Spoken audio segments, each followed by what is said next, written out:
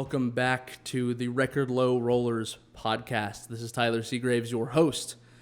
And today I'm sitting down with a good friend of mine, fantastic player, and archaeology guy. You could call me that. Yeah, I am. All right. Peyton Westmoreland. Peyton, how are you, man? Thanks for coming up. I'm doing fantastic, man. Thank you for having me. Yeah, man. You came all the way up from Chattanooga? Yeah. All the way over from Chattanooga, really? Oh, yeah, you could call it up. I don't know. Thanks for having me on the podcast and in general. I'm happy to be in your home. Yeah. We're back in Casa de Seagraves for this one. Because I was actually over at Evans in Johnson City for his interview. Yeah. Yeah, how was that? How was his place? I haven't seen it yet. Super clean. Cool. Super clean. Interesting. He always kept his room pretty clean. So, exactly. Yeah. Super clean. Like, I was surprised that, because, like, I've lived with cats for the past, 12 years. Yeah. No cat smell. Really? No cat smell from little Hopalong, dude. That's shocking. to me. He cleans that litter box every day. We talked about it after the interview. I wouldn't be. The thing is, I think I'd be too lazy to do that, but I think I would be driven to do it. I think because cat smell bothers me more than most smells. Same. I think it would drive me pretty crazy to live with cat smell on a daily basis. So I would probably end up cleaning my litter box daily as well if I had a cat. But yeah, I have no plans to do so. I mean, I'm definitely a cat person. Yeah, definitely a cat person. I feel like I'm getting to be more of a cat person as I get older. Because I used to be a standardized dog person, just every ideal that you would drop on what a dog person is, I fit every single one of those in every way. And it's like as I get older, I seek less attention from animal companions. So now I really value the cat that my parents have. I've been staying with my parents lately, and they have a cat. It's lazy, it's fat, it doesn't care about me at all. And yet on the few occasions that it shows me affection, I'm like, you know what, I get why people like cats now.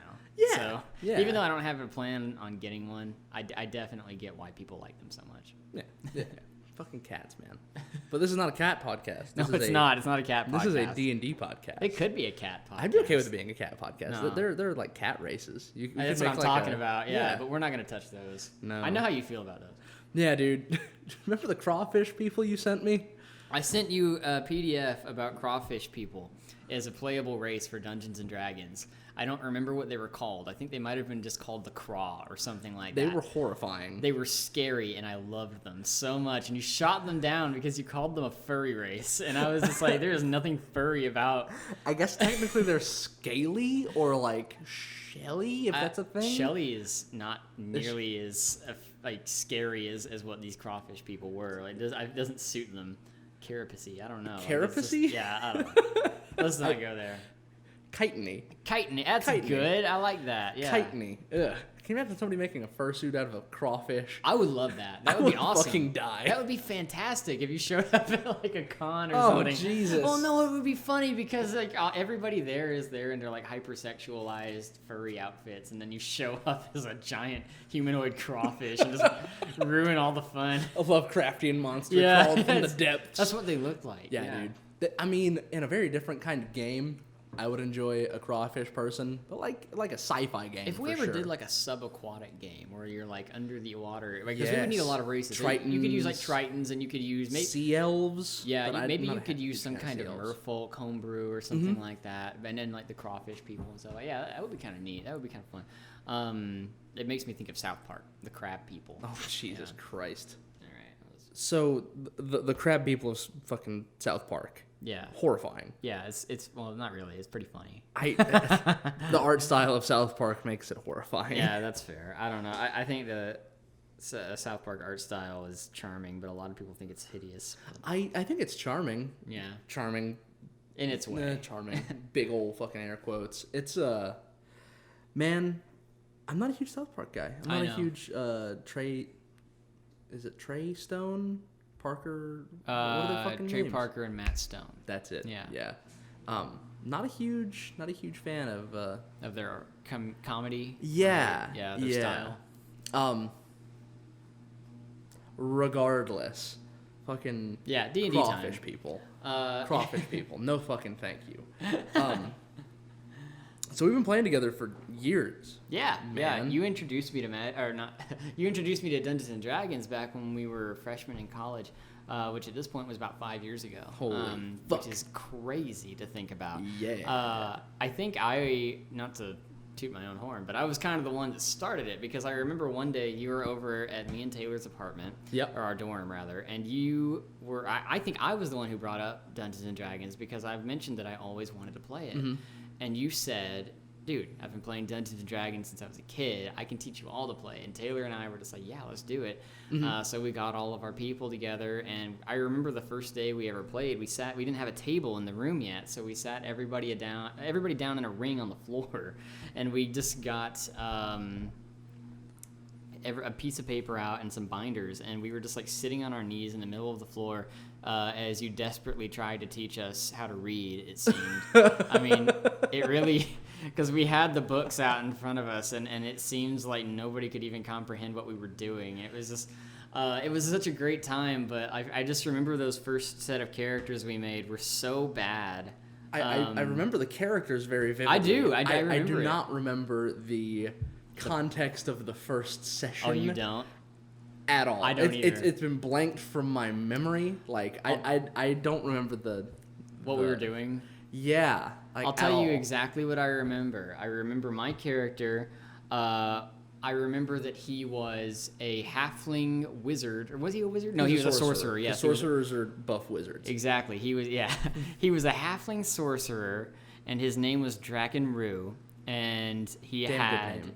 Huh? Damn good name. Thank you. I appreciate that. He had a weasel for a pet, and he had no character whatsoever, because I had no idea what I was doing.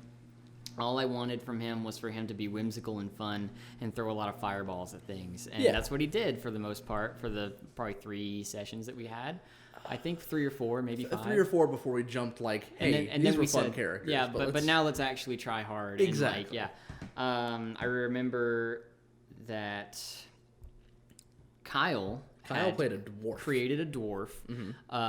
And I remember that his name, I don't remember his first name, but his last name, Freren. Was it Freren Silverhand? Was that Ironhand. Ironhand. Yeah. Freren Ironhand. And I remember that he built the character with the explicit idea in mind that he wanted him to eventually lose his hand and have it replaced with an iron hand so that his name would make sense. And he did not divulge that to any of us until it actually happened, because he had discussed it with you prior, and you did in fact make it happen. I did. Which is fine, because that's what you do. But it was pretty funny at the time. It was. That he had gone out of his way. I remember, and now we all do that. I feel. Yeah. Everybody. Now we all have little character beats, little DM sessions where we're like, here's what I want to happen if you can fit it in. Yeah, and I think that's healthy, and I think that I think it's good for players to know where they want their characters to go. Absolutely. and to express that. Like, the idea behind the whole thing isn't. It's that you want to kind of live out this fantasy, right? Yeah.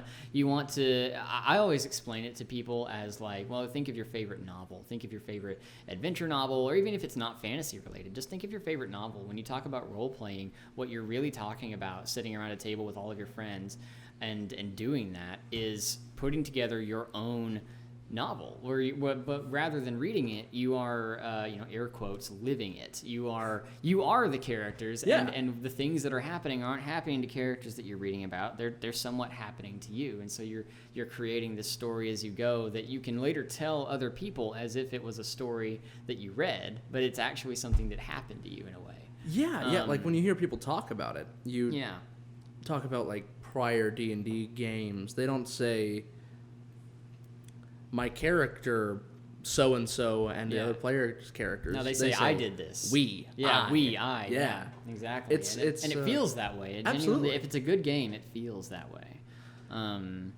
I'd like to think that Kyle doing that with Frere and Ironhand. It kind of set events in motion. A little bit, yeah, because like after that, people were like, okay, that was cool. That was funny. It's funny that you wanted that to happen. And then we moved on to Selvey and Darkblade and your rotating cast of characters. Yeah. I couldn't stick to a character because it was 3.5, man. 3.5. I was so taken And that's my problem with a lot of games and stuff like that in general. I love creating characters. I just love it. So I couldn't stick to anything permanently. I really wanted to just experiment and play around. And so initially, I don't even remember his name anymore. I had created a tiefling ranger, tieflings being half demons. And so he was a half demon ranger. And the whole point of him was that tieflings are generally evil characters, and so or even if they're good aligned, then they're generally like rogues or something shadowy. I thought it would be kind of contradictory and neat for my kind of half demon guy to be kind of at one with nature, and make him a ranger. So that was what I did. And he was a cool character. I really liked him. I can't remember his name at all. I think it was Tanris. Was that his name? Yeah, Tanris. That's what it was. Tanris, the tiefling ranger. Yeah. He wanted to ride a giant bat. I wanted him to ride a giant bat very badly, and it never got to that point because I believe, with Tanris, I think he was one of the only characters that he was the only good character in the party initially. I think he was. That was why I got rid of him, because everybody else was being jerks, and Tanris, the whole point of his character was that he was a good tiefling, and I didn't want him to be bad because then the character's boring. Like, if I wanted to make a bad tiefling, I would have done something like, make him a vicious killer or something, or like a warrior or like a rogue or something. But I didn't do that with explicit purpose, so I didn't want to play him anymore. So I was like, all right, well, I'm gonna make an asshole character. I'm gonna make a mean character that's gonna fit in with this party. That was Mirius. That's when Mirius came. I thought we went through a couple others, like Roderick the wizard. Roderick was that after Mirius? Yes, he was after Mirius. Yes, no, Mirius was next. So Mirius no, it wasn't Mirius Bane. What was his name? Mirius, I know this. This is going to bother me. What's that? Mirius Creed. That's what it was. Mirius Creed. Mirius Creed was a human. He was a cleric of the god Bane, who is the god of tyrants. Tyrants, yeah, tyranny, essentially. He was the god of like dictators and evil. So Mirius was a cleric of... He was a cleric of tyranny, yeah. Well, but he didn't. I don't think that was the official designation. I don't remember exactly what he was in the context of 3.5. He may have been a law cleric. I think he was a law cleric. Yeah, he was an evil law cleric. So the whole point of him was to have this character that was, since he worshipped Bane, who is the god of tyrants and darkness. He was essentially meant to be this up-and-coming dictator. He had no history. That was the thing about Mirius. Most D&D characters that people will make have like some kind of backstory, obviously, because people have backstories. But the whole point of Mirius was that I wanted him to be mysterious, and so in order to keep him mysterious, I never even made a backstory for him. I just decided that even I didn't know what this guy had been up to prior or what his origins were. And I really like that as like a gameplay... Right. mechanic. You're like, it doesn't matter who he was, it matters who he is now. And I thought that maybe later on I would kind of just feel something out for him, backfill it a little bit, right, like just keep going forward, and maybe eventually I have some ideas, or maybe even you had some ideas or something, and that would just kind of dictate his past. But his past wasn't important. It was kind of like the Joker in DC Comics. You don't really care where the Joker came from. It's about what he's doing, and the fact that his past is such a mystery is what makes him so entertaining in a way. So so that was the idea behind Mirius. And so he was he had a mace, and a classic clerical weapon. He was a classic cleric in a lot of ways, except he was that was kind of what I was going for too. Was I really wanted him to? He wore a heavy suit of armor, and he rode a black horse, and he had a mace. He was very much what you would imagine when you would think of a dark cleric, and so he was very low, and he was very methodical and cold and emotionless, and so he was really a big contrast to the rest of our party, who was kind of boisterous and and prone to chaos and just being wild. Mirius was lawful evil. He was the only lawful character in the party, which made him less about that. I think it really brought him in a direction of being something resembling a party leader. I think he and Selvi. But Selvi what I was going to say, also lawful evil. I think you two. Was she? I thought she was neutral. I think Taylor had discussed making her neutral evil at some point or another, and we had gone back and forth on the lawfulness of that character. Well, Taylor's always had a bit of difficulty really wrapping his head around the different designations of alignment, and I don't mean that in a bad way. It's just alignment is such a fucking bugbear in the game. So Taylor and I we used to get into discussions a lot. Over that specific, not even like arguments or anything, but just discussing what would make someone lawful versus neutral, or just stuff in that category. So yeah, anyway, I could see that. I could see it going either way, but yeah, we sort of fought over it. And it's not like either of us, I don't think, really even wanted to be the leader of the group. It just kind of happened that way. Both of these characters had real leadership qualities, whereas say characters like Kyle's Darkblade chaotic neutral. He was wild. He had no real characterization. Kyle had a lot of directions he wanted to go with Darkblade, and that was reflected in the fact that he had like 4 classes. I think by the time that Darkblade ended, Darkblade was a barbarian, a fighter, a warlock. Yeah, and there's something else. I think it was some other, not another caster, but maybe like a ranger. Who knows? I think he did have a level of ranger because he wanted to reflect his time in the jungle or something. That's right. He was a wild elf. Darkblade, wild elves were a thing. Darkblade began as a wild elf barbarian who was raised by wolves, I believe. He was raised by some kind of forest creature. It was either wolves or bears. I can't remember which. I don't actually remember if he was raised by anything. Well, I mean, I think we should be saying they technically in common discourse because it was never like... Yeah, Kyle didn't want... They were specifically androgynous. Kyle did not want Darkblade to be recognizable as having a gender. That's why he made Darkblade an elf rather than any other race. He specifically wanted Darkblade to be androgynous so that people wouldn't know whether this hulking behemoth was a man or a woman sprinting toward them. So yeah, Darkblade. I only call him because... Darkblade to me sounds very masculine. Yeah. But it could have easily been a woman as well. Yeah. Either way, regardless. Did Darkblade have a first name at all? I think that Robin. That was what it was. He didn't want us. Kyle didn't want us to know what Darkblade's birth name was for a long time, or maybe he took a birth name eventually. I don't know. I don't remember the exact logistics. Yeah, again, this has been a long time. Years ago this has been like 4.5 to 5 years. Yeah, but anyway, he was very chaotic and he burnt down a lot of villages. It was kind of here and there, and that was kind of how the rest of the party was as well. It seemed that only Selvi, who was Taylor's dark elf ranger, or was she a rogue? Rogue, yes. Selvi was a dark elf ranger, and I had Mirius, the human evil cleric. And so, yeah, these two really headed up the party in a lot of ways. But it was ironic because after a campaign wherein we basically took back a kingdom from a demon that had conquered that kingdom. He was in disguise as a daimyo, like the local samurai leader. It was a samurai village that we took back from the demon that was taking control of it because we wanted control of it. And so we killed the demon. Mirius killed the demon using a hilarious breaking of the rules that we did not realize at the time was breaking the rules.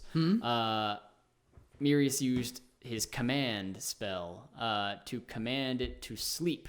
However, it should not have worked. I don't remember the reason that it shouldn't have worked, but I think sleep is not I don't think it's on the list. It's not.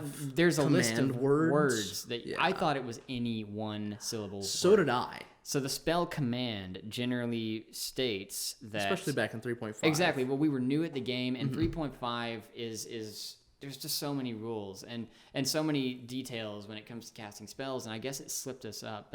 But command is a spell where basically your character gives a one-word command, and if the creature that you are speaking that word to fails its save against it, they have to obey it.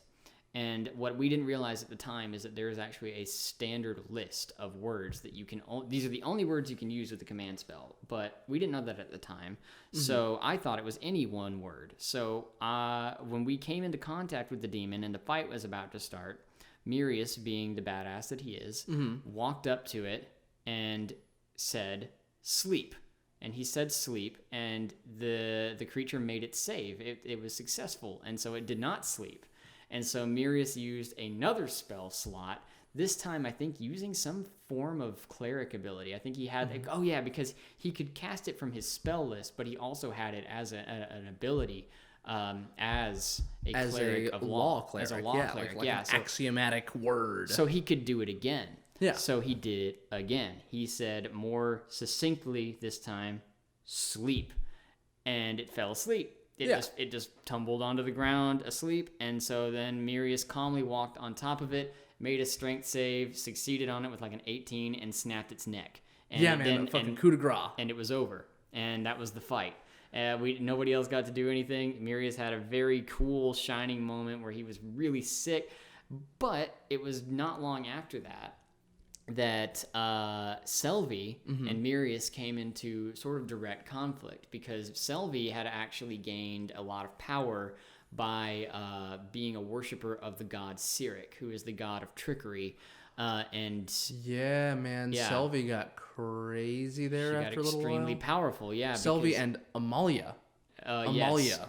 Came in not long after this. Right, yeah. And it was sort of similar situation, really, because what happened was that after the whole thing with Cyric happened and Selvi got extremely powerful due to her bond with Cyric, she began kind of outpacing the rest of the party. Well, not only outpacing the rest of the party, but coming into direct conflict with Mirius. Yeah. Because Mirius was a worshiper of Bane, and Bane and Cyric are mortal enemies. Yeah. And so in our sessions, every time Mirius started trying to do something cool, or something that would further hit, because that was the thing. I wanted Mirius to be the new ruler of this empire. Yeah. And so, or this small kingdom, rather. So that was what I had spoken to the advisors after killing the demon and getting our rewards. And I said, this is my kingdom now. And I'm not going to stay around, but I will elect one of you fine folk to be my chairman. I had forgotten about this. Yeah. Holy fuck. I don't remember the guy's name. Bubbles, yeah. Bubbles the water genasi. It was Bubbles, yeah. Bubbles was a water genasi. Shit. And he was a water genasi, being a person that is born of a human and a water elemental. So it is a human with water elemental attributes. So he's like a fish man, basically. Yeah. And Bubbles was a high-ranking official of this kingdom and his name was not actually his Bubbles. name was not Bubbles. That is meant, yeah, we should clarify, but that was the nickname we gave him. And so Bubbles, and Mirius referred to him as such. And so Bubbles was given the title of, I guess, King Bubbles or whatever. But Mirius was the figurehead behind the scenes. And he was your puppet. Yeah, I was quite content to leave it at that and have because Mirius had, just for flavor purposes, he had slaves. Mirius had slaves. Slaves in big old quotation marks, because they were actually zombies yes. beneath their masks. Right. Yeah, I had a bunch of slaves. I forgot about that. They were slaves that followed Mirius around, and they wore masks to conceal their identities because they had completely committed themselves to the service of Mirius and Bane. But the secret was they were in fact necromancer power imbued zombies. That Mirius was also a necromancer, so he had zombies. Yeah. Anyway, the point is, cool fucking I wanted to enlist some people to essentially act as my spies, furthering Mirius's influence, and bring back some intel on the kingdom every now and then, and make sure that things were going as Mirius wanted them to go. The point is, to all this, really, not Amalia, this was still Selvi. This was still Selvi. Yeah. This is right before Amalia came in. Yeah. So Selvi, after I had set up this entire... I was very proud of it. I had set up this whole situation. And then Selvi went to Bubbles. And Selvi said, hey, you're actually the king. Don't listen to that guy. Also, Cyric's pretty cool. And she basically set up a whole Cyric thing where, this kingdom ended up worshiping Cyric or something. And because she was, and it was fine with me, because the thing is, Cyric is the god of trickery. So deceit and going behind people's backs and lying, it was totally in character. Yeah. So I couldn't be mad about it, but I was. So, because she took that from me. And so... And it wasn't long. I think we had one more session where I had we had those characters, but then I retired Mirius. Mirius felt so for a couple reasons. The first reason was that this party was mostly a bunch of psychopaths, and they were more interested in burning down villages and slaughtering the innocent than actually getting anything done. And Mirius has some goals in mind that this is not... Traveling with these people is serving no purpose to him. He has no camaraderie amongst these people. He doesn't care about them because he's Mirius. So and I mean, at this point in our career as D&D players, fuck, man, none of the characters actually really interacted with each other. Exactly, It was a lot of PC to NPC interactions and very little PC to PC we never spoke to each other as characters at that point. So... Mirius had, I figured in my mind, and now not only that, but Mirius has been personally slighted by one of the members and brought into direct conflict with an enemy of his god. And so he's not going to, at this point, it should be stated that Selvi was far more powerful than Mirius. So Mirius... Selvi was laying out some damage because she had a magical sword, didn't she? Was that... She had a pair of magic daggers. Yeah, that's what it was. That were on chains because... Fuck, man, we were edgy, 18, 19-year-olds. Well, Taylor's still edgy. Taylor's still edgy as fuck, He still makes characters like that. But it's fine. There's nothing wrong with the There's bit a of place edge, man. for it. Yeah, absolutely. I'm glad that the place for edge around our table is generally in Taylor's hands. Yeah, it's true. He does it well. He does a good job. He's got a lot of practice. Yeah, he has. I just remember thinking to myself, okay, there's two ways this can play out. Either Mirius retires. Either Mirius kills, or Mirius tries to kill Selvi and likely gets killed himself, or kills her, and Taylor's mad. And I didn't want that. Yeah. I didn't want that more than anything. That. Because I think we successfully avoided PvP did. Up until Pathfinder days. Yeah, and even then we just did it as a joke, really, except for Dalton. No, I mean, remember were you in the session where Kyle and Dave... Their characters came to blows over the Black Dragon? No. Oh my gosh. Anyways, we'll talk about that somewhere. Yeah, we'll talk about that after this. Yeah. So Mirius decided. And Mirius was retired after that. Mirius left to pursue his own goals because he had nothing more to gain by being here. In fact, he had quite a bit to lose by being here. So he left, and it was a big blow to me because I love that character, and a lot of people at the table at this point were starting to get tired of me getting rid of my characters, but they kept doing shit that my characters wouldn't do. So exactly. I can't keep them around reasonably and also play the character I want to play. So exactly, and I'm more in favor of ditching a character over playing a character that you don't want to play. Right. I know what you mean. So it was at this point that I always get his name wrong. Roderick, yes. Roderick. I always call him Rugarth because I had a character called Rugarth. Rugarth was great. Yeah, great pick. Yeah, he's great. He was good. He was for a one shot. So Roderick was unique in that Roderick showed up at a point where not only was the party starting to become more neutral aligned than just straight up evil, they were starting to do less just evil stuff for the sake of doing mean things and starting to be somewhat heroic in a way, but not really. They were just kind of doing whatever they wanted, but it was less malicious. And this was also self-motivated actions, right, and less malicious. Exactly. This was also at a point where Amalia was showing up. Amalia just came into the party not long after Mirius left because I think I missed a session or two. I think you did making characters and trying to figure out who the fuck am I going to play? I did. I missed sessions because I was like, next time I make a character, I'm going to stick with it, and I didn't. But but Roderick was next, and he was. To this day, Taylor still tells me that Roderick is his favorite character that I've ever made. It's a fucking great concept. He was fun. Roderick was a wizard, and he was a human wizard, and his whole thing was that he spent his entire life in a tower with other scholars where they did nothing but research the things that interested them. They came from this tower with limitless information and books, and they would spend their lives in solitude researching the topic of their interest. Roderick was the only one to survive. He was the youngest in his day, but after many centuries, and essentially what happened was they stopped letting more Scholars. They stopped letting more scholars in because it was I forget exactly what I'd planned. I think that the idea was that this was like a super secret society or something, and so they stopped letting people in for one reason or another. So eventually, being the youngest at one point, Roderick was now the oldest. He was the only one left, and he had the whole tower to himself as an old man. He kept himself alive through some sort of wizardry.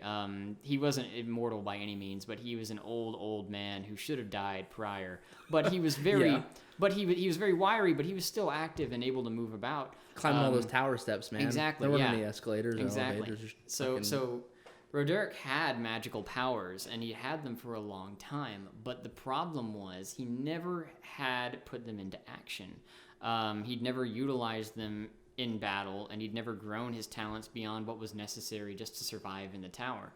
The object of his interest was monsters, and he was very, very interested in monsters and monster physiology, biology, history, ecology, all their fun shit. Everything about monsters, and so he devoted his life to that topic. And so, in the twilight of his life, Roderick, being bored and alone in his tower, said, "Fuck it. I'm going to go on an adventure as an old man, and I'm going to get up close and personal with these monsters that I've spent my whole life researching, and maybe I'll learn a new thing or two about them to add to the history books myself." So this old, fragile man met up with this party in the middle of a town in front of a tavern, as adventurers do. It was his first time in a city since he was a child, and he was very lost and confused.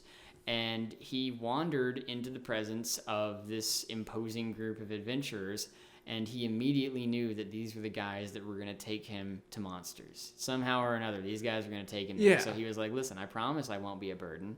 Just take me with you. I can defend myself. I promise. It'll be great." And so they did. So Roderick, however, was rather pathetic. He was not a fighter. He didn't have any combat spells. He had not a single combat spell. He had mage armor and light. And a couple others. He was fully utility. None of his spells did any damage because he had no reason to learn combat spells in a tower. So all of his spells were focused on either easing his own issues, like making things easier, like Mage Hand to grab things from far away. Unseen Servant, or Tensor's Floating Disc, and shit like that. Or Light to be able to see in the dark, things like that. So all of his spells were completely utility-based. So he had no direct combat advantages, but that was what was interesting. He was sort of a pacifist.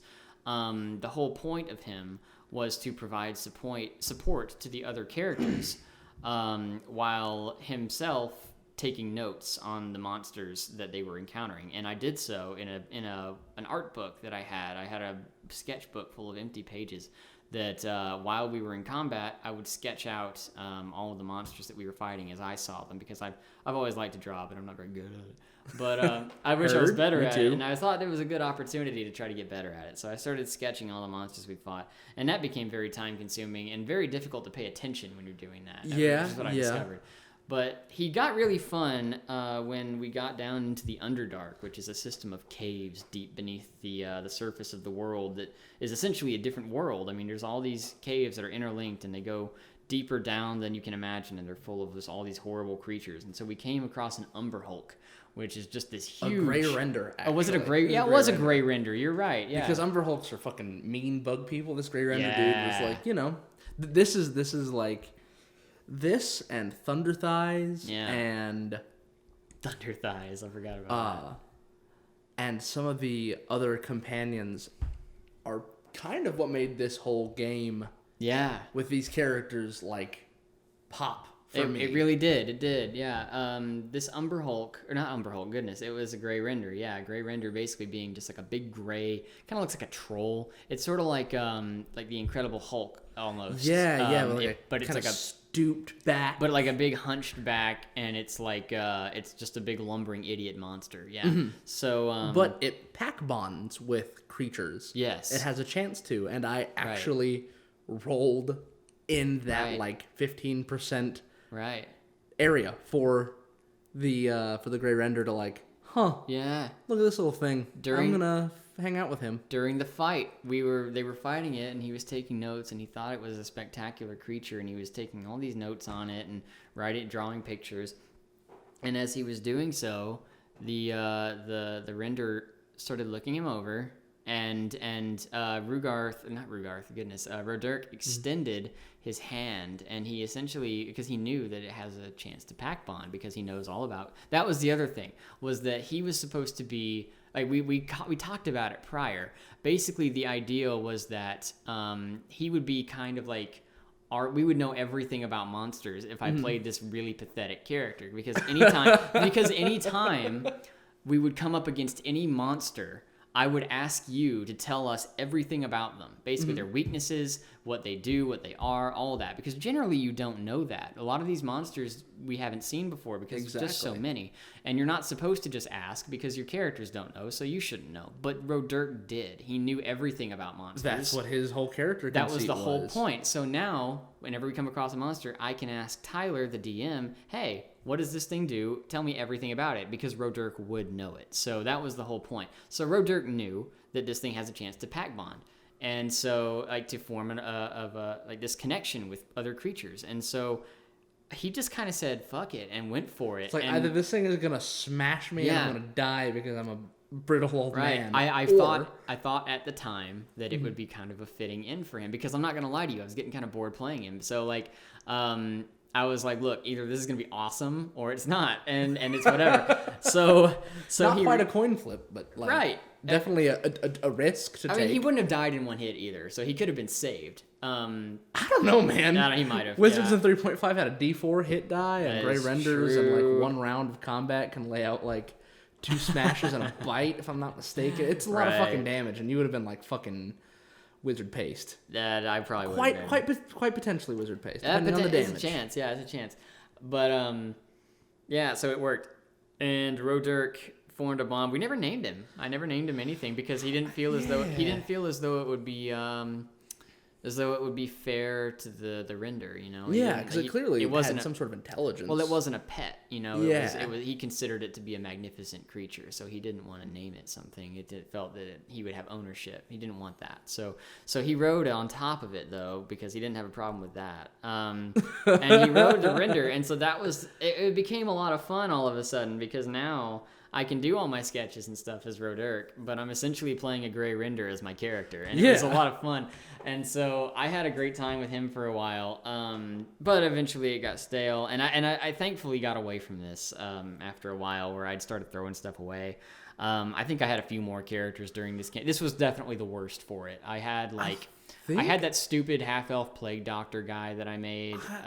He was homebrew as shit. He was super homebrew. Yeah. He if I remember correctly, he was in there for a session, and that is the session that we ended on in the middle of a giant fight. Yeah. And we took a picture of the battle map, like we're going to put it all back together. Yeah. And that picture is now lost to time. Well, it was so lame. I remember that one specifically. My character was lame. I didn't like him. I didn't like him when I started that day.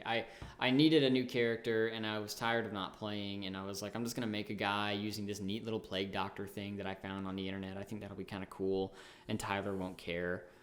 Because it's pretty balanced. And it was. Honestly, it was probably underpowered, if anything. It seemed pretty underpowered. Yeah. Thinking back on it, on the page, it looked like, oh, shit. I just remember a lot of damage.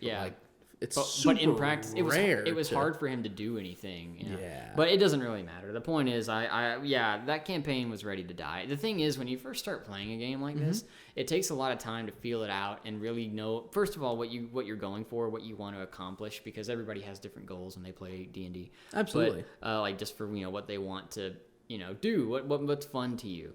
But it also takes time to get good at. It's like a skill. It really is, because it's like one part improv, one part. Honestly, it's probably more like 2 parts improv and 1 part being comfortable around other people. Yeah. Because it takes a lot of imagination, but it also takes, and then there's of course getting good at the game and knowing what you have to do. So I guess book knowledge factors in there too. But these days, I say these days as if I've lived in any other time period, but now we can look on our phones and find everything we need to know at the turn of a hat. So it doesn't really matter. Once you look through the rules once, you've got what you need. It really is just about doing it and getting better at it, and eventually you do. And so your first few sessions generally are gonna suck in hindsight. In hindsight, yeah. But when you're playing, they'll be a lot of fun. If you're playing with your friends, it's gonna be a good time, and that's what it was. Looking back on it, if I played a campaign like that now, it'd be boring. But yeah. But we've done a lot since then, and we've come really far. We've made it a ways, man. Yeah. Since 3.5 days, those halcyon days. We've gotten to the point where we can speak to each other in character without giggling like idiots. Which is crazy to me. Yeah, which is a lot of fun. I love doing that. Me too. I mean, I still giggle whenever Evan does his stupid Scottish voice, but it's. I love it. Yeah, I love it. Every character. Look.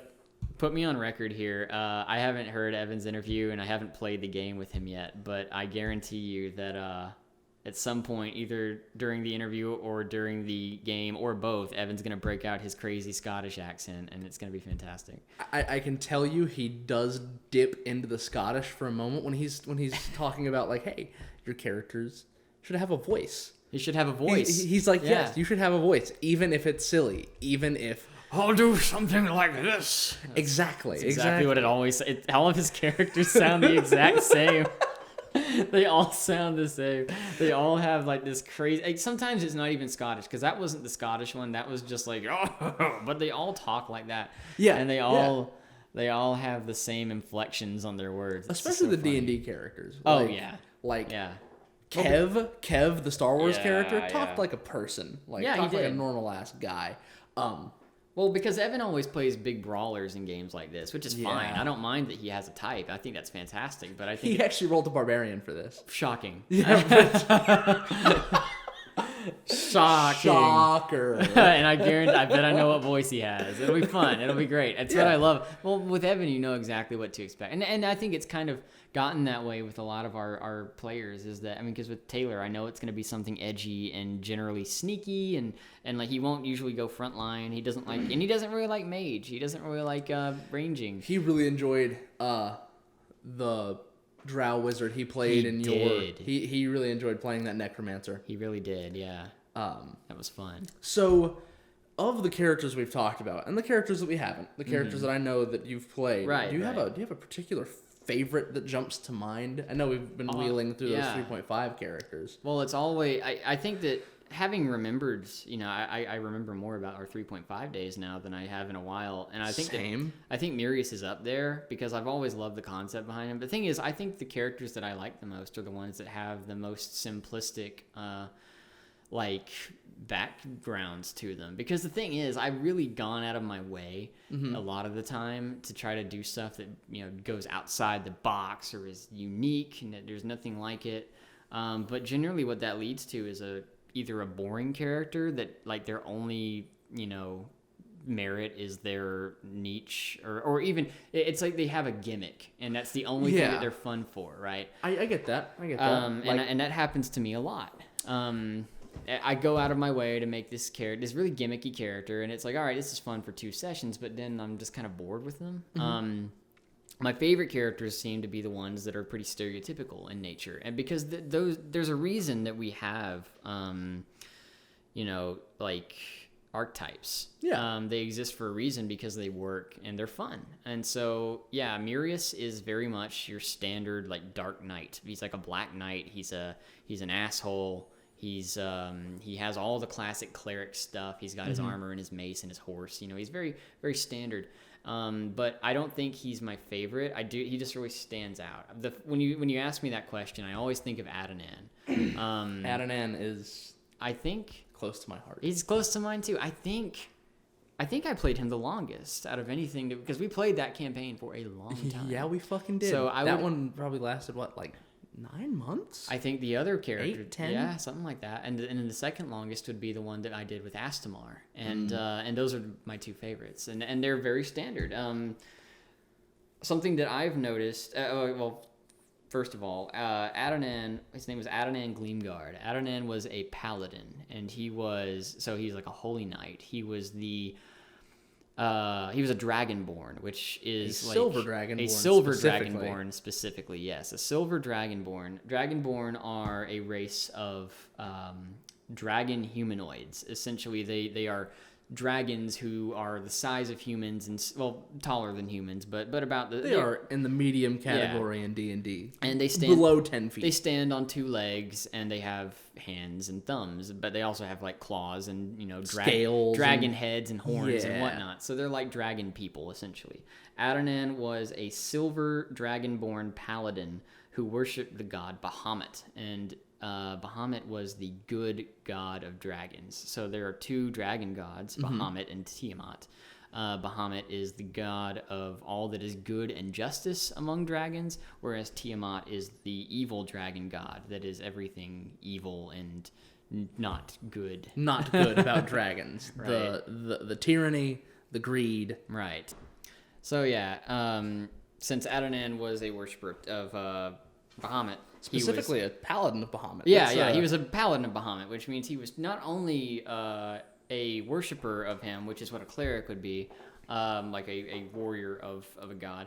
He was chosen by Bahamut. Yeah. In order to be a paladin, you have to be chosen by that god, and you receive a vision from them that essentially not only tells you that you have a special purpose that you must fulfill for them, but also that it also grants you powers. It grants you very unique divine powers for that god. So Adnan was a very classic paladin in a lot of ways. Yeah. Honestly, the only thing that would make him different from just a standard human paladin was that he was a dragon paladin who worshipped the dragon god of justice. That was all that made him different. And so he was a very fun character to play because he was lawful good. He was he became essentially the de facto leader of the party that he was a part of, which was a lot of fun to do. Yeah, Adnan and again you and Taylor Remming. Well, yeah. I mean, not to go like against Taylor here, but I didn't see Remming as a leader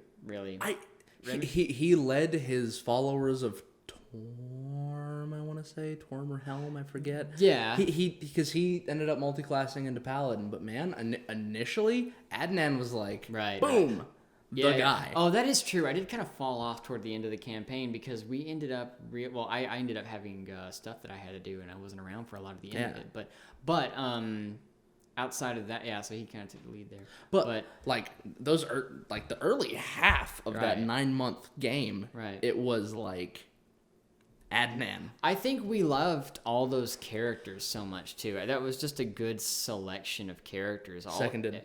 Everybody that everybody made was just so fun, and everybody loved playing as them. And it was our first 5e game. And it was our first time in 5e. Yeah, it was the first, which is now our favorite system, hands down. So it's hands down. And I remember the first time I came to your apartment to make Adnan and to sit down and because he was the first character I ever built for 5e, and I remember thinking, Tyler, this is amazing. Why have we not been doing this since the beginning? So, and granted, now we can look back and see the positives of 3.5 and Pathfinder, but 5e at the time, and objectively 5e is just so simple. I mean, it's so much simpler and it's so much easier to get into.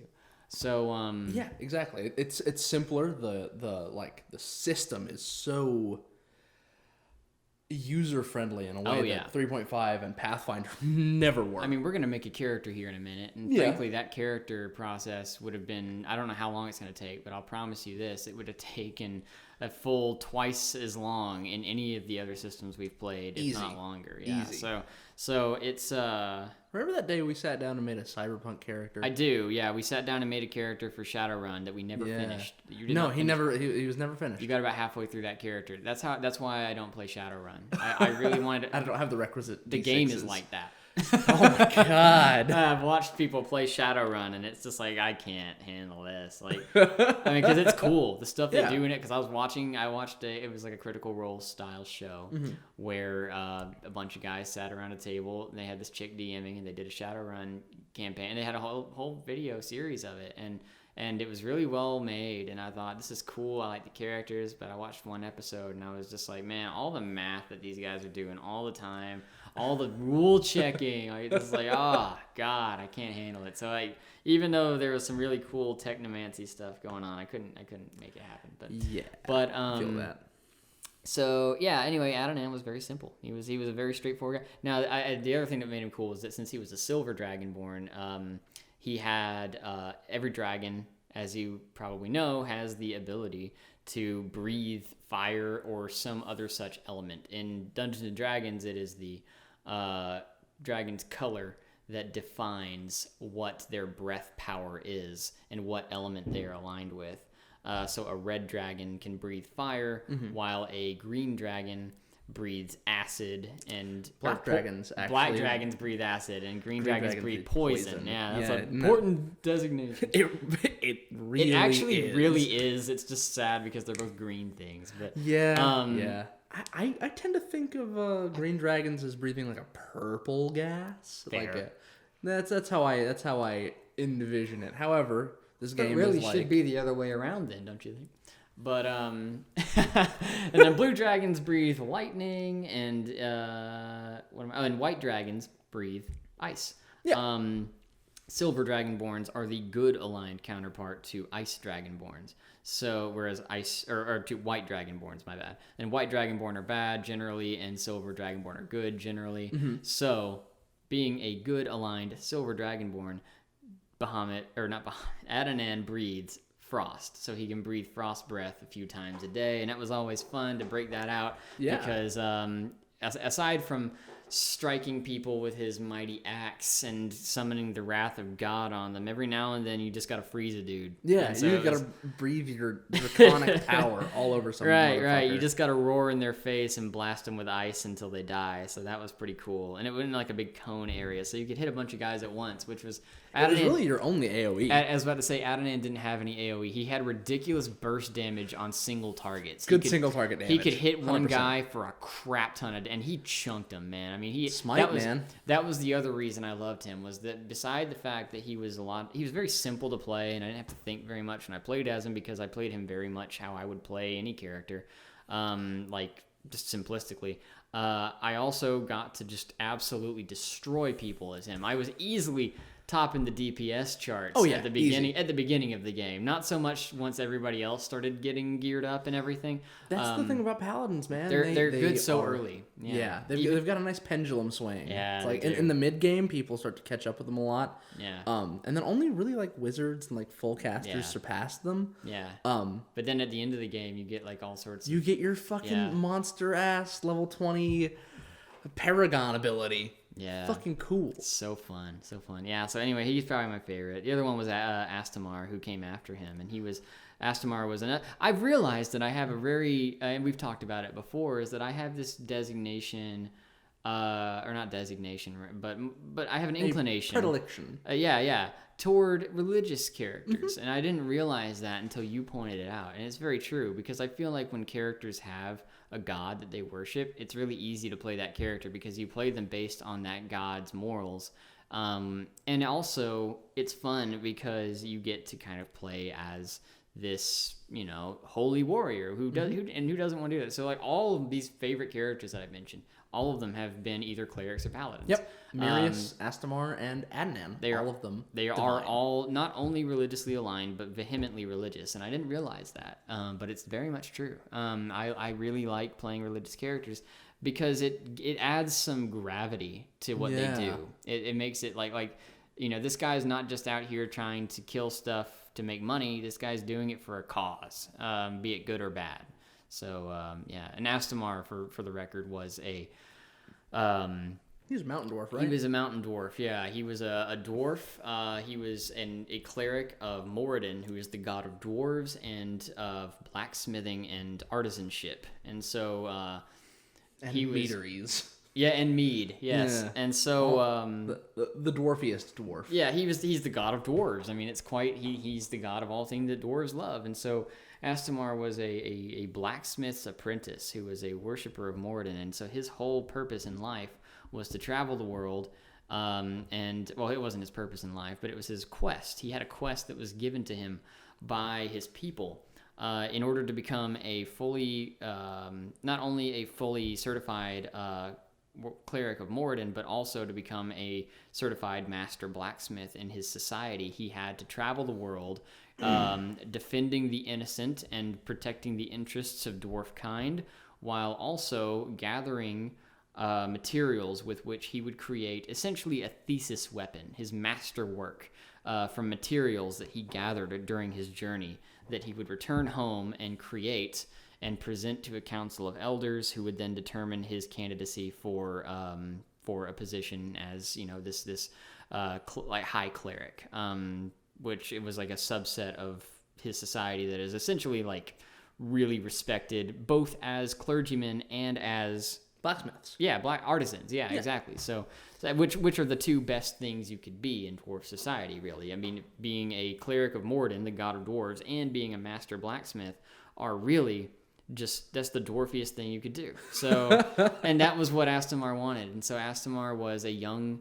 dwarf adventurer pursuing that cause, and he was a lot of fun to play. And he was a forge cleric, right? He was a cleric of the forge. All of his powers denoted his forge nature, like his forge domain. So it was fun because he had all these crazy divine powers that were given to him with the explicit interest of blacksmithing. So he had the power to heat the metal of his enemies' like armor or weapons, to either cook them inside their own armor or make their swords so hot that they either dropped them or took damage, or both, and made them easier to fight. He was able to mold metal into anything that he wanted to make it into, which was very useful on a utility level because on multiple occasions, I mean, we used it to craft arrowheads. Mm-hmm. We used it to provide tools for some I think they were some like vagrants living out in the woods who were trying to survive in like a necromancer infested forest. These characters, Astamar and the others in the party, were all in the Matthew Colville like crowd built setting, Collaborus. Yes. And it was out in the burnt hills, right. south of Cardus? Cardus, yeah, that's what it was called. Fighting Alaxel. Yeah, I remember Alaxel very clearly. He was a necromancer. Silver Mask, man. The Silver Mask necromancer, yeah. And so we were out in the woods, and there was this group of vagrants that were, I mean, they weren't really vagrants, but they were trying to survive in this kind of ramshackle They were like dwelling. bandits. Yeah. Bandits who had deserted from Cardus, but like at the time, they just seemed like fucking people afraid for their lives. Yeah, we didn't know. We didn't really care, honestly. Yeah. We weren't there for them. We were there for the necromancer in the tower. So we were, they were kind enough to take us in. Yeah. So we weren't going to throw stones. So anyway, while we were there, they asked if we could do anything, to repay their kindness. And they didn't really ask, but it was really a matter of do it or you're kind of an asshole. So, and which is fair. So, True. I used my ability to mold metal. Astamar always had materials on him, so I used my materials to craft. I think I made them arrows and a bunch of like nails and tools and stuff to use around their camp. I think you also made some fishing hooks. Yeah, fishing hooks. Yeah, I remember that too. Yeah, and so and he was just really useful. And he was a lot of fun to play. He was another character that was very very potent. He had a lot of he had a lot of power in his swings. He used a warhammer and a shield. And that was a lot of fun. He ended up crafting a mighty warhammer using a lot of the metals and various other, we killed a bunch of these, what were they called? The armored monsters that we killed, and then I skinned them for their armored shells. I don't remember, man. Me neither. That was the first time I had ever heard of those things, but I remember I took one of their carapaces, and I kept that in my stash. I had a bunch of... shit. So my brain has stopped. It's okay, yeah. But the village that we stayed at the beginning was burned down. And I think we were all really pissed about that because that was a cool village and the people there were nice. And so it got burned down and we were really bummed about it. And I found the blacksmith that I had been working at prior to that. I had been... I kind of interning there for a while, working on my skills while other people were doing other stuff. Yeah. And so I went there and I found, we were just working on our various skills. And so I went to the ruins of it, what was left, and I dug out some steel bars and I kept those. I decided to use those for the handle of the pommel, maybe. I can't remember. The haft. But the haft, yeah, something like that. Basically, the idea was that I took all these different materials that we'd gathered and I brought them together into this really cool ass weapon that we never really used because that was about the time we were going to continue it, but we ended up ending it for undisclosed reasons. I can't remember exactly what the purpose was. People were graduating, people yeah, were it was a very busy moving time. On. Yeah. And so that was kind of where we left it. But it was a good way to end it. It was, again, a really, really satisfying group. Everybody was pulling their weight, and both not really meaning like, you're gonna get us killed. Like, it wasn't really in that way. It was more in the way of like everybody was having a good time consistently, and everybody was active and vocal and talking, and it was a good time. I had a great time during that one specifically because that was the first time we had Cameron play with us. Yeah, and she was a fantastic addition. Yeah, she was. Yeah, and I understand that she ended up kind of pulling out of it later, and that's fine. But during the time that she was in it, it was very fun because she brought a new voice to the party, and a shockingly competent. She was very, very natural. Yeah, but she came right into it and acted like. I mean, I guess because the rest of us were so comfortable, it made her feel comfortable. And that's super important. Playing with people that you know and that you feel comfortable playing around. It was a good time. But so I would definitely say that with certainty, Adonan is my favorite character that I've played. Yeah, and I look forward to maybe making my new favorite character tonight. I don't know. Hell yeah, we'll see. We will see. We'll see. Before we move on to that, no, what has been your what would you offer up as your sage advice as far as role playing is concerned?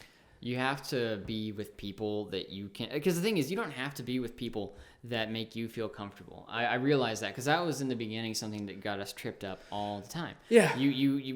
Nobody wanted to be the guy at the table because what we always said was that everybody has to do it or nobody can do it. Yeah. Because nobody wants to be sitting around a table where somebody goes, all right, I tell the barkeeper that I want him to blah, blah, blah, blah. But then the person next to you goes over to the, like the waitress or whatever, and they're just like, "Excuse me, my dear, I would like blah blah." They actually talk in character. You can't have one person at the table do that, right? So I think, but the truth is, you can. You can. But at the time, we didn't really, because none of us wanted to be embarrassed, and none of us wanted to. But the thing is, we were all so young. Well, yeah, we weren't super comfortable with each other yet at that point, I think, because we were still kind of new friends at the beginning. And I remember, and it took us like a year to really get into the swing of it. And even still, we every now and then we have issues with it, I think everybody does. I don't think it's anything. Sometimes you're just not in the mood, or you're not in character, because that's another thing, is getting in character. But if you play a character that's close to you, you don't have to worry about that. That's good advice. Just play a character that's not too far off from who you are, and you don't have to really pretend all that much. True. But true. That's a good way to get your feet wet. Right, exactly. That's a good way to start out. But I think the main piece of advice that I would give people is to just let loose. I mean, you really just have to be loose about it, because at the end of the day, you're playing all, like 99% chances that you're playing with people that you're friends with, that you like, that like you. And if they're going to give you crap about, being in character or whatever, or getting too into it, they're probably doing it in jest. It's probably a joke, and they're probably just having a laugh at your expense. But honestly, the truth is, they probably wish that they could do it too. Mm-hmm. And the only way that door is going to be opened is if somebody takes that initiative and starts doing it. And you'll find that once you do start sitting down and like actually role playing and like actually, looking each other in the eyes and talking to them talking to their character as your character, you'll find that it comes naturally. You really, because again, if everybody does it, it's not weird, and it shouldn't be weird anyway. So that's what you're there to do. You're there you're there to play a game, and you're there to have a good time. So I would say that. I think that you just need to just have a good time. That's really what it all comes down to. Let it all just let it all just hang out. Just be. If people judge you, they'll judge you, but they're your friends, and who cares? And I think it'll just make everything better for everybody in the long haul, because everybody's gonna feel good about it eventually, as if they keep playing. And if they don't keep playing, then screw it. You're already good at it. So Exactly. What you really want is a group of people that are consistent and that really enjoy it, because there's nothing wrong with doing stuff with your friends that maybe you're not a huge fan of, but D&D isn't really good for that, because I think that while it's something that anybody can do and something that everybody should do, I think that if you're talking about getting involved with like a consistent group of players, it's really irritating to have a player who, because like it's not like you shouldn't feel bad about like if you have life issues that are getting in the way. Like that's not the problem. The problem is when you show up and you're not committed to like having a good time. Like if you sit there the whole time and you're on your phone and you're not paying attention and you're not, I mean, even if you're not talking like in character, you don't have to talk in character. That's not the problem. The matter is like if you're not even really playing the game and you're just kind of trying to get through it. Yeah. It's not fun. You know, it's not fun for you. And it shows to the people around shows to the people around you. Yeah. Like it's. If you're not engaged, trying to have fun, trying to interact with your friends, it makes it hard for everybody else. It makes it hard for people to stay in character because you look at that and you think, oh man, am I being a dork? You know, like, and it's true. It's really true. Like, you know, you're just like, oh God, you know, this is the cool kid table now. I see how it is. You know, but yeah, you shouldn't be afraid to be a dork in front of your friends. We're all being dorks. We're playing D&D. You know, exactly. But yeah, anyway. That's damn good advice. That is damn good advice. Right. I hope to put that in practice tomorrow. I know Evan doesn't really have a problem with being boisterous and whatnot. Yeah, man. I don't think Jeffrey does either. Jeffrey. I mean, as a DM, I would hope not. Jeffrey, man, I sat down at that table and I felt very comfortable. And the only people I knew, the only person I knew was Dalton. Sat down next to him with my tiefling shadow sorcerer, and I was like, yeah, prepared and ready to go. Yeah. And it's a pretty beer and pretzels game that they had going. Beer and pretzels. Yeah, man. Yeah. And we've usually had beer and pretzels games. Oh, absolutely. Like 100%. Yeah. Just chill. Yeah, super duper. Well, we're going to take a short break and get set up for character creation, and we'll be right back. Cool. And we're back, ready for some character creation. Peyton, I want you to go ahead and start rolling those dice, man. You got it, man. 4d6, drop the lowest. In order, strength, dex, con, intelligence, wisdom, charisma. All right, so we're keeping them in order. In order. Okay, cool. And you're going to be able to swap the positioning of 2 statistics. Okay. Well, this is going to be a bad one. What is your total for strength, sir? My total for strength, so we're not dropping any of these die, correct? You're dropping the lowest die. Dropping the lowest? Oh, fantastic. Well, I have 3 2s. Yeah, holy fuck. Okay, so we're dropping a 2. So a 6 strength. Yeah, well, it's... What is... It's going to be a 7 strength. So you got a 3 and 3 2s? Yeah. Fuck, dog. Yeah, man, that's a bad one. So now the caveat here is that you need at least 2 15s or higher in order for this character to be legal. Well, watch me roll 2 15s and then the rest being like 4s. Oh my god. Let's see. Ooh, 2 1s. We're gonna re-roll one of the. No, negative, Ghost Rider. Negative. Do that here. Nope, Great. we're doing a 10 for that dexterity. Woo. Holy shnikes. I mean, shit, man. If you keep rolling like this, well, maybe I'll have to think of something completely unique and something brand. That's part of what this exercise is about, man. Right. What is so that's a good one. That's 15. 15 in Constitution. Yeah. That's a good stat to have. A decent statistic in for sure. Right. Ooh, okay. 1's down. All right, yeah, it's still good though. All right, yeah, so it's another 15. Oh, hey. Yeah. Look at that. What did I say, Tyler? What did I say? I mean, a 10 is not a bad stat. What's this one? This is a 12. A 12 in wisdom. Yep. And then our charisma. Ooh. Oh, is it bad? Is it real bad? It's a 7. Holy shit, my guy. I would be lying to you if I didn't say that this is the worst set of stats I've ever rolled for anything in my life. This is a dismal set of stats, man. Like, actually miserable. If you think that you will have a bad time playing this character... Give me a minute here. I need to think if there's any way then I can... Okay, so because you can swap the positioning of 2 statistics. If you wanted to move your 15 into wisdom and you wanted to play a furball druid with Shillelagh? I'm dropping the idea of Furbolg if we're using these stats because. All right, so here's the thing: a 7 in anything means a -2. Yes, but in character it means because 10 is an average. 10 is average. 10 is like all of my personal statistics. Right. Oh, okay. Yeah, that's true. Yeah. Average fucking dude. So that means if I have a 7 in strength and a 7 in charisma, that means that this guy is weak. Like not just not buff, but like actually weak, and he is very unlikable. Yeah, whether it's social ineptitude -2 is bad.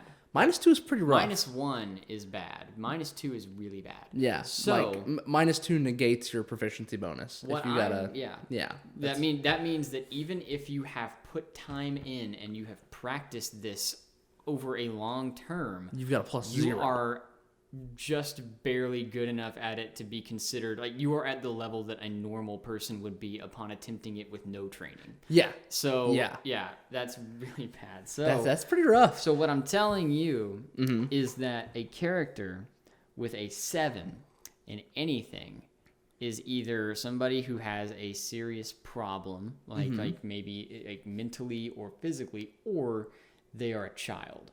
And so what I'm thinking is that maybe somehow I can switch these around into maybe I put the charisma, maybe I swap the charisma and the constitution. Oh my god, a -2 in your constitution? So he'll have a 7 strength and a 7 constitution, but a 15 in charisma, and I could play him as a child warlock who is extremely squishy because he's going to have very little health because he's going to be a caster and he's going to be a minus. He's going to be a child. God. He's going to be a little child. So by taking a hit, he is essentially going to get killed. You're playing a non-combatant. That's fucking crazy. I'm playing a character that can hit you from far away, and that's it. With Eldritch Blast.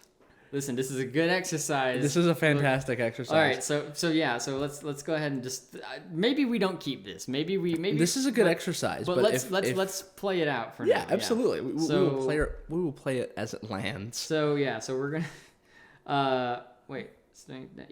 we're gonna swap those two around. And if you're what race child? I was thinking maybe tiefling. Tiefling? I was thinking maybe like this half demon, like he's like almost like a play on Antichrist in a way. Oh fuck, dude! Like, just as a kind of a joke. That's actually a great idea. Yeah. That's actually a fantastic idea. Like touched by the lower planes, specifically. Right. Hell. Right. Like he was born in a village, and people were like, "Holy shit! It's literally, holy shit! Never had a tiefling literally before. a Ever. demon. Yeah. Yeah. Dude. Literally a demon.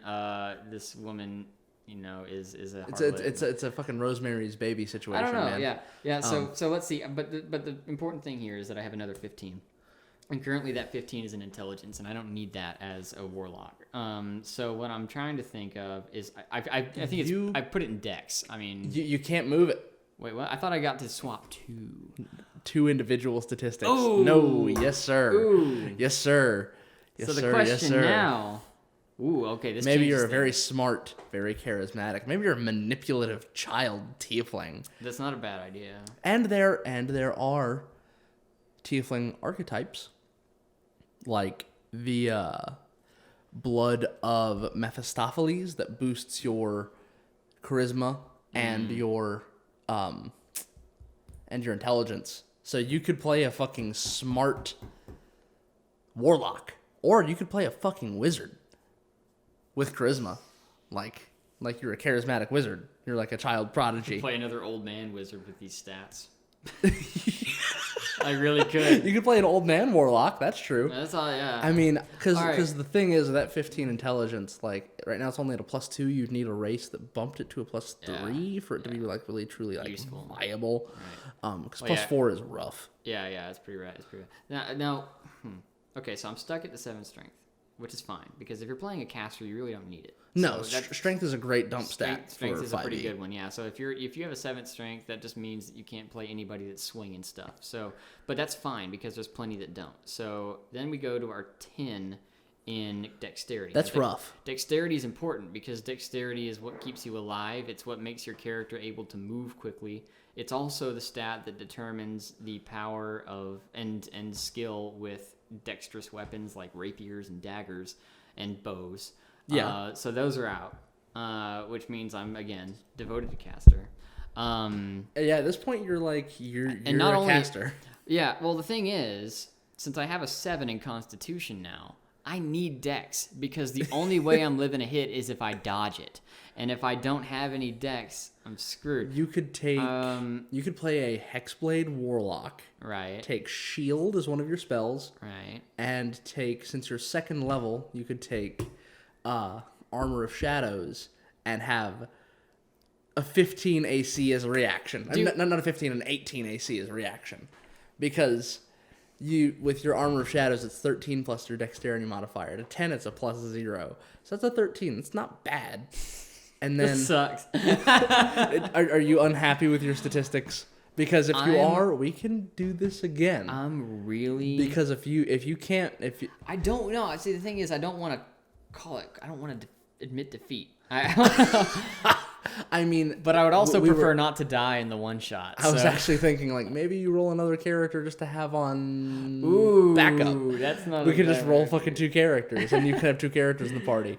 Or since there are only going to be 3 of us, 3 of you guys and 1 of me, right, we roll the DMPC. And if this child bites it, which is pretty fucking dark. I mean, it very much suits the tone of the adventure that I've written. Okay. So here's what I'm thinking now. We have our 7 in strength. We have our 10 in dex. We have our 7. I like the warlock idea. The warlock idea is pretty stellar. So what I'm thinking here, I'll keep the 15 in intelligence. He is born. He's like this kind of demon spawn kid. He was born already. Maybe he was born with like adult intelligence. Yeah, like he was born already intelligent. Like you ever read Dune? No, I did not read Dune, but I have all these people telling me to read Dune, or maybe read Dune. I'm another person telling you to read Dune. Maybe he was no, that's stupid. Maybe he was a full-grown adult that was like a powerful wizard or botched clone. He's like a clone. He was a powerful warlock. Okay. And then he was magically transmogrified into a child, and he's trying to regain his original form. That's fucking hysterical. Actually, no, he's not trying to regain his original form because this gives him extra years exactly to get stronger than he would have been able to. And as a child, he has access to so he uses his wiles as a kid. Or maybe maybe I switch this with I like the warlock. Yeah, so maybe he's a human. Maybe he's not maybe he's not a tiefling because I want him. Maybe now he's like he plays off like he's just like a normal kid, but actually he's got this secret brain and he's got the charisma to lie and act like he's not this powerful creature. True. And if you went human variant, you could even drop tough in there, get 2 more HP per level to offset your -2 Constitution. Yeah. I mean, I kind of like it though. That's true. I kind of like it as a. I could put it in Dex. I would put it in Dex because, as a child, he would be swift. He would be. That's true. That's true. Yeah. That's kind of what I was thinking. You've got 2 +1s to distribute as you feel so inclined as a human variant. Yeah. So you could bump your strength. I mean, you could bump your dexterity to a 12. As a hexblade, or not a hexblade, but as a Pact of the Blade, I would need. On level 2, you don't get. Oh, yeah. Yeah, you don't get Sheesh. Pact of the Blade shit. However, if you're a Hexblade, you would be able to use your charisma as your attack and damage statistic. True. I think that's the way to go. Right. And I've never played a Hexblade. They're so much fun. I'm playing one right now on a play-by-post game with Kyle, actually. Oh, fun. Yeah. That's cool. His name is Haxus, yeah. which you would probably recognize from our Monster Hunter World days. He uses a fucking great axe, man. That's awesome. He is a fucking monster. He lays out the fucking damage. I think right. you'd enjoy playing a Hexblade. Hexblade, young man. Oh, it's gonna put him in melee range. It's gonna put him in swinging range. He's gonna need yeah. All right, that's what we're gonna do. He's gonna be a human variant with a 12 dex, and he's gonna have. You're not gonna be able to bump your charisma at all. You're gonna be stuck at that +1. I mean that +2.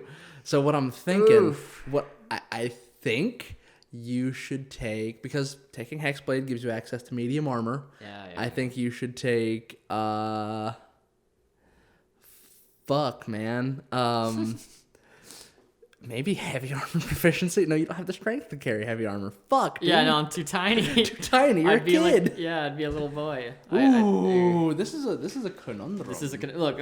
I like situations like this. Like this is fun. Like I said, this is the worst. These are by far the worst stats I've ever rolled. Easy. Like it's so incredibly bad that I want to play this character.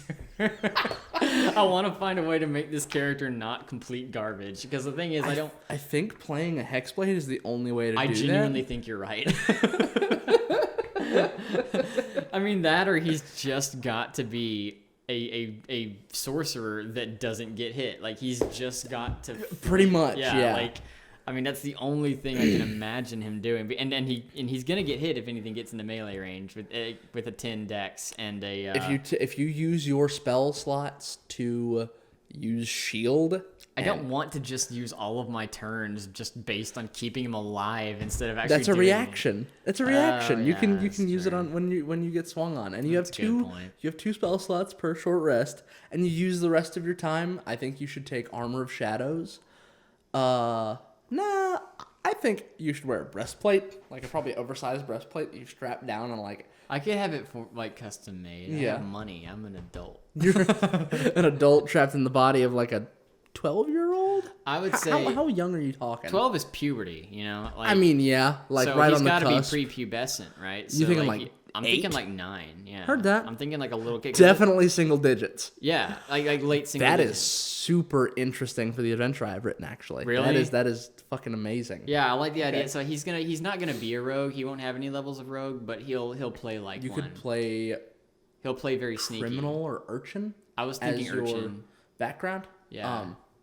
Well, no, if he's like an adult with like the child thing going on, I think you could play scholar. Is he? I think criminal probably, because he would be a career criminal that's taking on this like that's So did you buy a transmogrification? Did you buy a fucking transmute? Yeah. Holy fuck, that's amazing. Maybe that'd probably be better for a rogue. Man, this sucks that I don't have high dex. I mean, I could. Here's the thing. I could swap the crap. Ooh, no. You could put a 15 in your fucking. But if I do that, then I have 7 charisma, which means I'm bad at tricking people. I mean, you don't have to be a tricky rogue. You could be a. I mean, shit. I don't want to be a kid and not like. Look, I want. I don't want to be I guess I could just be a really mean, obnoxious kid. What I'm thinking is, rather than play a warlock, you scrap that change you've made there with your 15 into charisma. You leave 10. You leave 7, 10, 15, 15, 12, 7, right?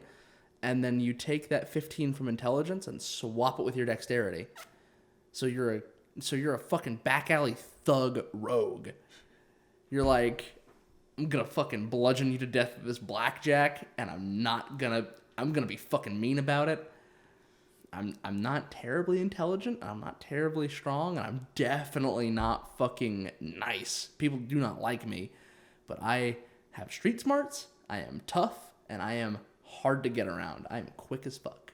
I'll tell you what I don't like about this character idea, and I'll tell you what I do. I'll start by telling you what I do like about it. That sounds hilarious, and that sounds cool.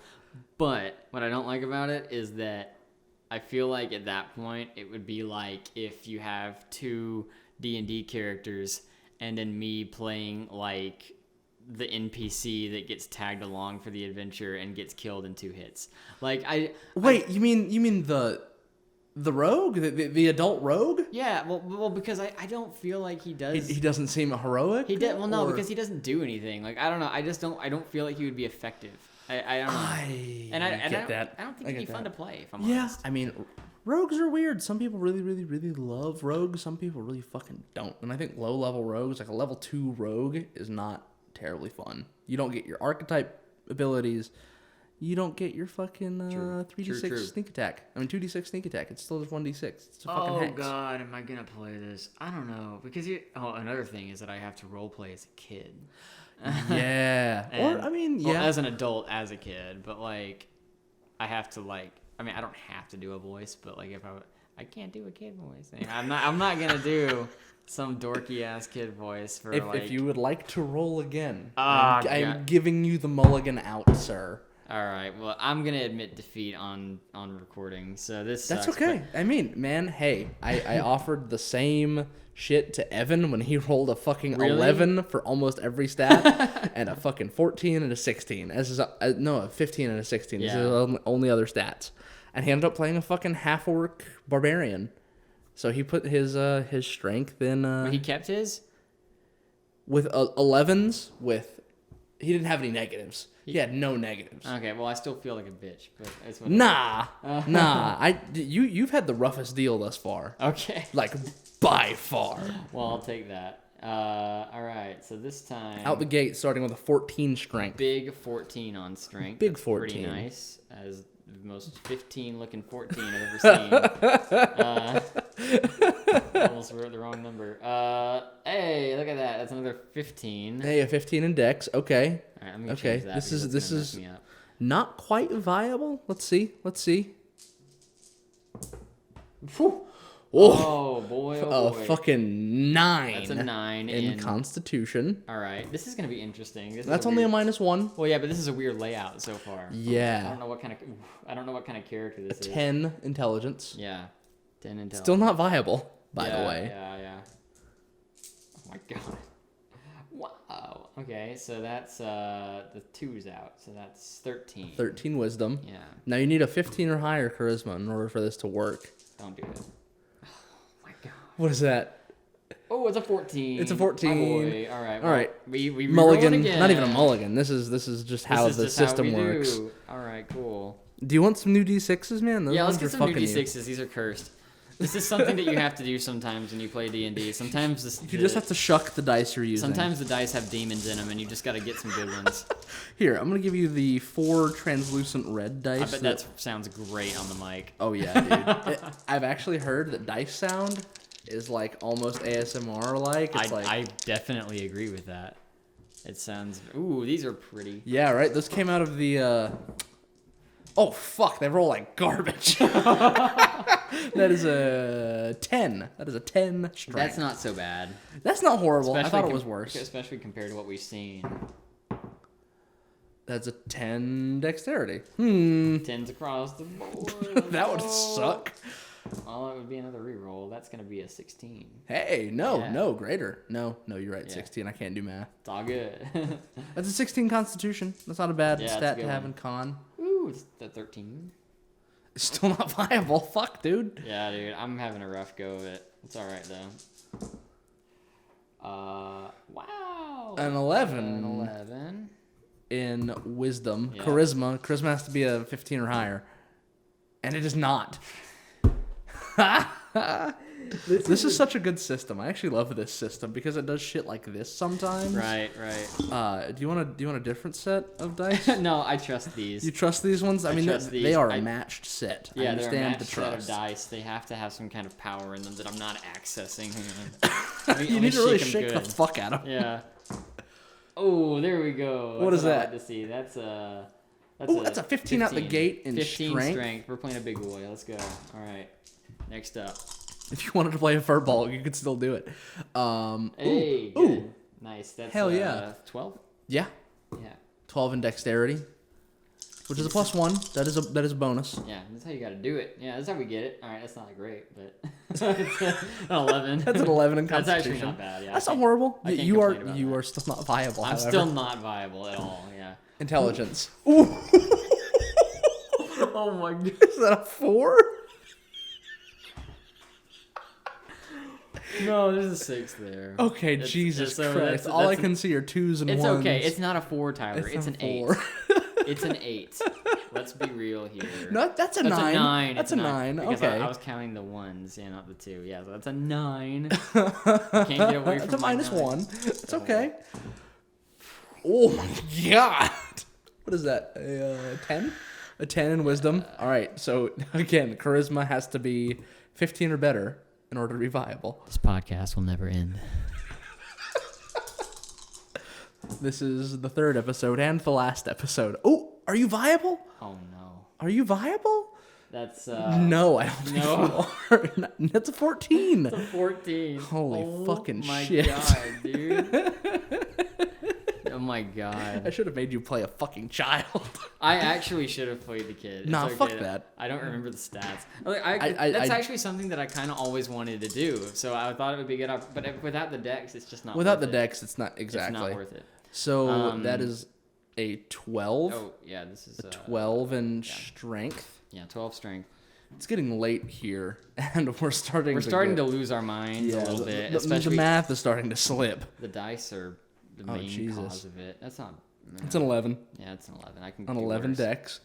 I don't know, man. That's still like no bonus. I mean, I know it's no bonus, but I still have opportunity. This is the second roll, and now it's the third, and that's bad. That's another 11. An 11. Fuck my life, dude. What? I've never seen such. Actually, that's a lie. The first is that 3 ones? Oh no. Okay, Jesus. No, it's only it's 10. That's a 10.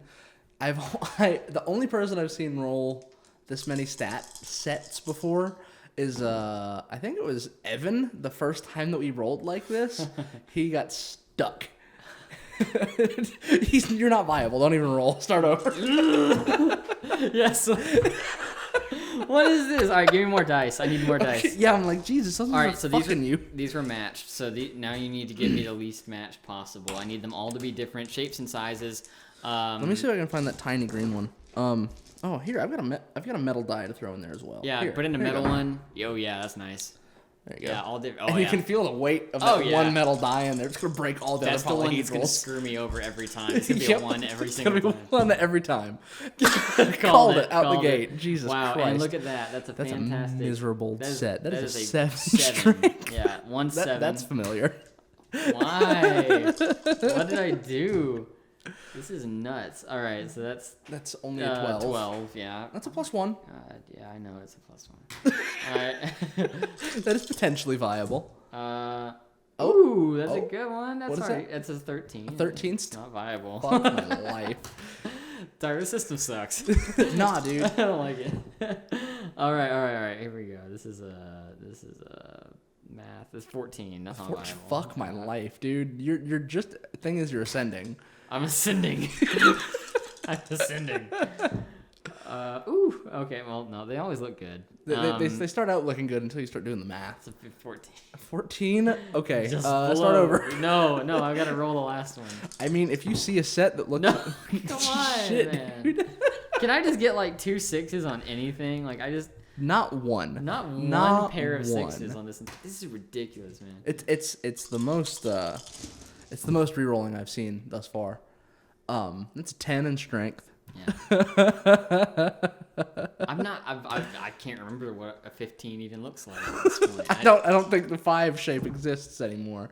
That's 2 6s. That's 2 6s. That's and a 14. Hey, oh my fucking god. Under the 15 mark. Watch, you're gonna roll an 18 on something. Oh my god. How many ones am I saying in that tray? Just 1. Just 1? Okay, good. Is that a 13? Is that a 6 on that metal die? It's a 9. Oh my god. Hey, another 14. That's a 14. Okay, this could work if you get 2 stats over 15. Nope, 13. Fuck me, dude. Start over. This is exhilarating to listen to. Sorry, teacher. Oh my god, I don't know what to say anymore. Man, I mean, we're just going through it right now. We're going through the motions. All right, so that's a 14. A 14 in strength. So, are there any character concepts you're leaning towards? Are there? There was. I had so I wanted to play a fur. Okay, this is a good one. Hey, 16. Yeah, 16. Good. I wanted to play a furbolg really bad. Furbolgs are a cool race that we've never touched. They're basically like half giants, but they're not traditional like. Oh my god, that's the worst one yet. My life, that's dude. all 1s and 2s. That is a 5 in Constitution. Please don't let this be the one. Come on.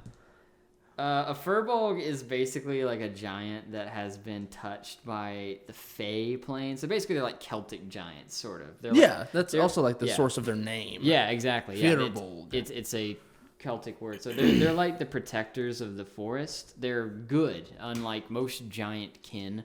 They are basically just peaceful forest. 16. That's viable, sir. Oh my god. Well, we got a 5. That's got to go somewhere. You got one more stat. One more roll here. This might be really fucking good too. No. It's a 9. I mean, you shifted 2 points up in one stat, and all your other stats are much better. They are. You've got 2 so dump stats. So now I've got 2 dump stats. So one of them is really bad. So what I would move your 5 to strength. I'll tell you what. That 5 has to go somewhere. That's what has to happen. It's just got to go to the stat that I don't want, and everything else here is useful. The 9 sucks, but I can deal. Not bad. But I can deal with a 9 charisma as long as so I can't play a sorcerer or a warlock. Those are out. And paladin. So those 3 are out because those 3 use charisma heavily. So I can't. Bards are out too, but I don't think Bard was ever on the table. It was never on the So now I had an idea. So yeah, like I was saying, I want Furbolg. Furbolg would be a fun race to play. They're like very friendly, druidic giant people that live in the woods, and they very rarely leave unless they are either kicked out of their clans or they have some like a calling, some kind of calling to do something outside, and they have the ability to disguise themselves so as not to be known as Furbolgs. They can disguise themselves as either human or elves without any penalty. They can just do it. So they can do it a couple times a day. Yeah, they can do it several times a day. So they're technically giant, 7.5 foot tall people, but like troll looking guys. But they're very friendly. They got shaggy hair and beards. They're kind of fuzzy guys. Little pink noses. They're cute. They're cute and big. Fucking Matthew Mercer has made the whole internet think that Furbolgs look like cow people because of Pumat Soul. Pumat Soul. Soul. I'm not gonna lie, that's a horrible name. Sorry, Matt. He's a fun character. He's a Furbolg wizard, but he has simulacra of himself. There are technically 4 Pumat Souls, but one of them is Pumat Prime. Pumat Prime. Yeah, dude. I like it. And he described their nose and ears as being bovine. I mean, that's fair. It's not. Look at their fucking face. Well, they kind of look like that. They look like elf giants, man. Well, they don't look like fucking cow people. I don't think they look like cow people, but that kind of does look like a cow snoot.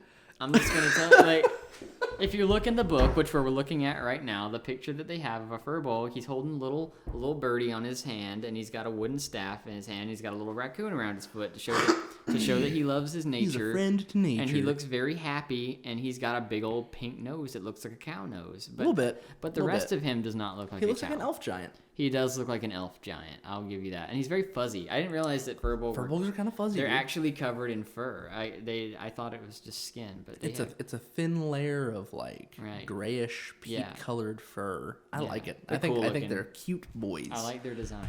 So me too. Are you still thinking about a Furbolg? You've got stats. I have stats that can work for a Furbolg. Absolutely. So I think I'm gonna do that. So now. I had several Furbolg character ideas. So since Furbolgs are very naturally inclined, they're friends to nature. I thought that my first thought was to do a Furbolg ranger. The idea was that he would be this kind of generally Furbolg in their forests. They consider their forests sacred, and the druids are the leaders of their society. And they will also have defenders, guardians they call them, to guard the forests from interlopers. Generally Furbolg are peaceful and pacifistic, but if you mess with their forests, they have the potential to become violent because and seriously fuck your shit up. Because they're very powerful, but they don't like to fight. So they'll defend their homes if you present a threat to their forests. So I was considering playing a Furbolg ranger he was basically a guardian of his forest, but over time he killed so many interlopers that he ended up gaining a taste for hunting humanoids rather than hunting beasts. And so he became really inclined toward murder, which is something that Furbolg don't generally do and that they look down on very heavily. They're a very law-abiding society. So they were basically his society, his tribe became very... at odds with him over this. He was essentially seeking out fights from otherwise friendly passersby through the forest that he was and he was getting into fights that he shouldn't have been in, and he was killing people that were undeserving, and so he was cast out. And so he now makes his living as a headhunter / mercenary. Generally most don't know he's a furball. He generally keeps himself in disguise as a human, but he's essentially this very non-standard furbolg, which is which I find preferable, because frankly most furbolg are not built to be adventurers. Not built to be adventurers, and generally they're just really overly friendly to the point that I don't really want to play as one. Again, which is like, because they're just so like happy-go-lucky hippies, and while that's fun for like I don't feel like I would want to play that for too long. I think it would get on my nerves. I think it's just a little too goody two shoes, and so I think it would be fun in this case to play something a little outside the box. That, or maybe like a Furbolg Barbarian would be fun, but we already have a Barbarian. Have a Barbarian. So I don't want to do dual Barbarians. And I don't think your strength really supports it. It does not. It's a 14. Right now. Which is... I think you should dump your strength, personally. Dump it? Yeah, I think I'm going to go for something more casty. And And I mean, Rangers use dexterity if you want to go with like short swords or bow. Because right now your party is a gnome wizard, an illusionist, and a half-orc barbarian. So you could use either the heals of a druid or the ranged support of a ranger, or the skirmishing capabilities of a ranger. When do druids get their circles? 2. You would have your circle at character creation. Kind of want to do the spore druid. Spore druid's so fucking cool, dude. It's my favorite circle. Have you seen the wildfire circle though from UA? Not. You get like a little spark buddy. It's like you use your wild shape to summon a fire elemental. That's pretty fucking dope, right? I like that. That's really sick. Okay, so what I'm talking about here is I'm thinking about playing a druid. Druids are pretty standard Furbolg stuff. Nature boys as they are. Nature. Now, every druid is different in that they all have they're all members of different circles, and depending on what circle you're a member of, generally you will have different powers, because so you can be a part of the Circle of the Moon. Circle of the Moon is all about shape changing. Right. Circle of Land is all about certain biomes and related spells. So a Circle of the Moon druid is an animalistic druid that is more in tune with animals than plants or anything like that. So they can transform into animals. They can They eventually are able to change to elementals, which is like their big boy shit. They're able to change their bodies to basically just shape shifting in general, but in a very natural sense. And then you have like Circle of the Land, which are druids that are very traditional and that they kind of control plants. They are nature wizards. Yeah, exactly. Sure. Yeah. So there are expanded shepherds, Circle of Shepherds. They command spirits, so they're more like shaman, really. Mm-hmm. Yeah. And then Circle of Dreams, which is all about the Feywild. Right, because there is a world where the Fey live, and they have their own type of wilderness out there that is very magical and very different from our own, and these druids kind of control that wilderness. Now, one of the ones that I'm a huge fan of, as you know, is the Circle of Spores, and I think that we agree that it's ridiculously cool. It's the mushroom druid. It's my favorite. They're very cool. Because they can, and this actually supports one quite well, because they are sort of tanky druids, and I have a 16 in Constitution. So you will have a 14 in Constitution if you dump your your strength, because right now you've got a 14. But I would because you'll be taking Shillelagh as a cantrip, so you can really be fucking up some dudes. So I'm dumping my strength, so I would still have a 16 in Constitution. Your Constitution is a 5 right now, sir. It's 14 strength, dexterity, 6. So you would have a good dex. I had it out of order. So I'll have a good dex. I have a 16 dex. Yeah, so you'll be good at. But they do kind of close quarters. Shillelagh.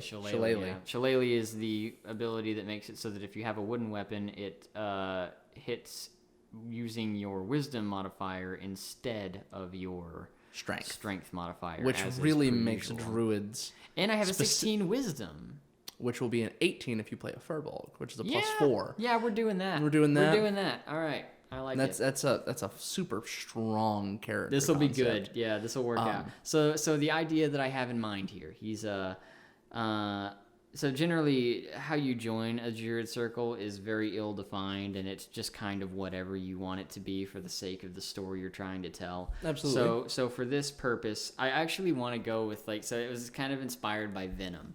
The idea is that this Furbolg Druid, he was an initiate into this druidic society, or the druidic part of Furbolg society as a young man, and he ended up accidentally tumbling down into a cave that brought him to the Underdark, as the Underdark is connected to the surface through all sorts of any old gopher hole could be a tunnel down to the Underdark for all you know. So it links up to the surface, and that would be super scary for a Furbolg that doesn't have dark vision. He's just wandering about in the forest, and one day he tumbles into a disguised hole, and he just falls down. Or maybe he falls into a crevice or something. It doesn't really matter. He falls some way down. He ends up in the Underdark. Injured and alone in a place that he cannot see because it is dark and without a light source. After rooting around and desperately trying to find his way out, he comes to find light in a room that is lit with fungus all around. It's glowing fungus, and he being the only place that he can see, and kind of having resemblance to nature there, he takes shelter in it. And as he sleeps there, trying to recover from his ordeal, he wakes up finding that he is able to see in the dark, which he doesn't have to really be a part of his. I just thought it would be kind of neat if so basically the fungus. He's got this fungus that has attached to his brain. It is a sentient. He's got brain worms. Yeah, it's a sentient fungus that is actively attempting to take over his body, but it speaks to him in his head. I mean, yeah, man, I'm super cool with this concept. It's supported by your symbiotic entity and your Halo of Spores stuff He hears the voice of the spores in his brain, and it drives him to do things it drives him to adventure. It drives him to heroism. But in reality, this is all to strengthen the power of the fungus. As the host grows stronger, so too does the fungus, and it plans on once he becomes strong enough, it will take over. As the fungus will be stronger as well, and it will take over, and it will have this powerful host to control. That is that's fucking dope, because there's a demon lord named Zugtmoy. Oh god. She is titled the Lady of Fungi, the Demon Queen of Fungi, the Demon Lady of Fungi. Really? Who in the adventure Out of the Abyss that we were playing relatively recently. Yeah, that's where I got the idea, kind of. Would be all about having a fungus surface warrior. World mushroom warrior. Yeah, man. Yeah, that'd be really neat. Yeah, I like the idea that maybe she's like actually the voice itself. That's what I'm thinking. Yeah, that's cool. That's fucking dope. I like that. All right, cool. Well, that's what we're gonna do. So let me go ahead and write all this down.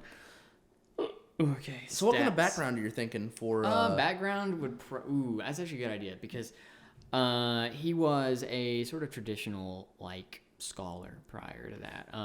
But even then, they don't really have scholars. Honestly, he'd probably be more of an outdoorsman than anything. There are probably scholars in Furbolg society. Yeah. We can say that there are. They have religion. They do. They have culture and society. So maybe he would be. So you could go with fucking cloistered scholar. You could go cloistered. You could go with. Let me flip to the fucking. The things, the backgrounds. You could go with acolyte if you wanted to be more of a religious that's true. Yeah, connotation to their connection to nature. I think I'm good on that.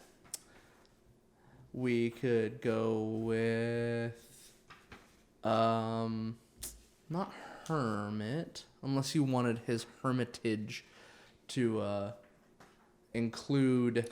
I like hermit. How much time did he spend in the Underdark? He's really? been alone for a long time, yeah. Yeah. I think that's fine, yeah. He hasn't been in the Underdark, because once he was able to see, he was able to find his way out the way he got in. I think he was relatively lucky in that he was able to... He fell down a hole that came to like a nice like landing. Yeah, and he was able to find his way around that landing. Like maybe the fungus helped him find his way out, actually. The fungus told him the way to go, because the fungus assists him in all his endeavors, because now they are linked. They are... There's symbiosis happening. Yeah, there. exactly. So the fungus knows because this is the fungus's home, and it can like kind of speak to other fungi and find the way, right? Myconids. So like, yeah, exactly. So it can speak to the spores in the air, and they tell him the way to go. So That's fucking dope. So he made his way out without, well, you could say without injury. He left home with a friend, but after leaving, he didn't return to his society because he felt, why didn't he go back? He felt maybe that he was called to something higher, right? Like he felt as though his forested home was no longer his, like there was more to life than that. That he had this grand purpose to fulfill, to use his strength to help the innocent, or whatever the fungus tells him to do. He's not like a complete servant to it, but like he trusts it implicitly because it kind of like saved him. And it's kind of like kind of a voice in his head, you know, like even if it is from an outside substance, he recognizes it kind of as being somewhat his own brain telling him to do this stuff. Like he knows that it's there. And that could absolutely be a point of like contention. Yeah, like maybe the fungus is not actually as smart as it seems to be. He doesn't suspect it to be malicious. It's only ever done good things. And maybe it's not malicious. Maybe it's not. Maybe it's not Stuckboy. Maybe it's just like weird myconid spores that gone would be kind of different. Cool, because we did meet myconids like that. Well, almost every myconid, really. Like when we played Out of the Abyss, myconids are mushroom people. Pretty much every myconid that we met was extremely wholesome and friendly. So yeah, man, they're friendly little boys. I'll think about it. But I like do like prey animals. Yeah. I do like the idea of him being a hermit, just him alone with the voice in his head for a long time. So your feature as a hermit is a discovery. What would your discovery be? Would it be this weird symbiotic fungus? What does it have to include? Like, what is the context for that? It could be fucking anything. The quiet seclusion of your extended hermitage gave you access to a unique and powerful discovery. The exact nature of this revelation depends on the nature of your seclusion. I need to think on that. It might be a great truth about the cosmos, the deities, the powerful beings of the outer planes, or the forces of nature. You could have like a way to harvest fungus that creates like a medicinal powder. So you could have like your own homegrown fucking healing potion. What kind of environments are we going to be in? Can you Swampy. Tell me? Swampy? Swampy. All right. I can talk to mushrooms. I'm okay with that. Okay. Cool. I mean, that kind of falls under the jurisdiction of your Furbolg ability. Oh, really? Oh, yeah. They can talk to plants, but the plants can't talk back. Maybe your discovery is that plants can talk back. Like, yeah, I can. Like that only fungi. Fungi can talk back to me. Funguses and molds. Yeah. Like the fungi can talk back to the voice in my head, but the voice in my head tells me what they say. Yeah, that's cool with me. I like that. Fuck yeah. That'll be cool because that'll be directly beneficial. Because it is a one shot, so I feel exactly. We can because if this was a character for like a full campaign, then it would be different because it would be multiple environments and this wouldn't be nearly as useful. However, I think that being able to talk to a specific kind of plant could be beneficial in a full campaign, but and it's something that could be expounded upon. He has a strength of 5. Now he is a Vimpy boy. He has a -3 to strength. Now, holy fuck! That means that he is. Oh no, it's actually a +1 because you're a Furbolg. Your wisdom goes up by 2 and your strength goes up by 1. So it's a 6. So you still -3. Is that still -3? I'm pretty sure. Yikes. Yeah, but and what was it? Wisdom. Yeah, wisdom. That's what it was. So it's 18 wisdom. Nice. So gonna say that the mushrooms, because his body is full of spores. Is he an amputee or anything like that? Does he have just one arm? Maybe he lost an arm. That's not a bad idea. Well, but that would potentially hamper who he. That would inhibit a lot of character stuff. Yeah, I don't know. Yeah, maybe he can't hold that would inhibit him from holding a shield and that sort of shit. And a shield would be really nice. Yeah, it would. And so, it's also nice to be able to hold your shillelagh while you do other stuff. So I think what it is because his body is full of spores that he can release and control. And so what I think that means, in this context, we're going to go ahead and say that this guy is the only spore druid. Like, this isn't like a full circle of people. This is like something that has only ever happened to this guy, and he's only able to control it at all because he has druidic practice. Yeah. And so he's applied that to this spore stuff, and he's able Otherwise, he would just be a host. So he is, yeah, exactly. So he is essentially the only existing spore druid, and the only way that more could function is for more of this fungi to end up in the hands of druids. Which who knows if that's even possible? He doesn't know he can't see it. It's in his head. Yeah, exactly. So anyway, I think what that means for his strength, being that it's so low, I don't see any reason for him to be that weak initially. I think maybe it has, in return for granting him his power, his body has become emaciated. He's kind of withered. Yeah, he's sort of, yeah. I mean, he's not like he's not like a shell of his former self or anything. Constitution, he is healthy and hale. He has a constitution of 14. So he has, not only is he like, he's above average. This guy is bulky. He's got some muscle on him. Well, he doesn't have muscle. I guess that's what it comes down to. He's chubby, right? Is he chubby? Well, he kind of has to be, or is he just like, well, I mean, even if you're weathered. Even if you're chubby, you still have weight to throw around. That's true. I think what it really comes down, well, he wouldn't be pathetic, like at least physically, you know what I mean? Like he's like 7.5 feet tall.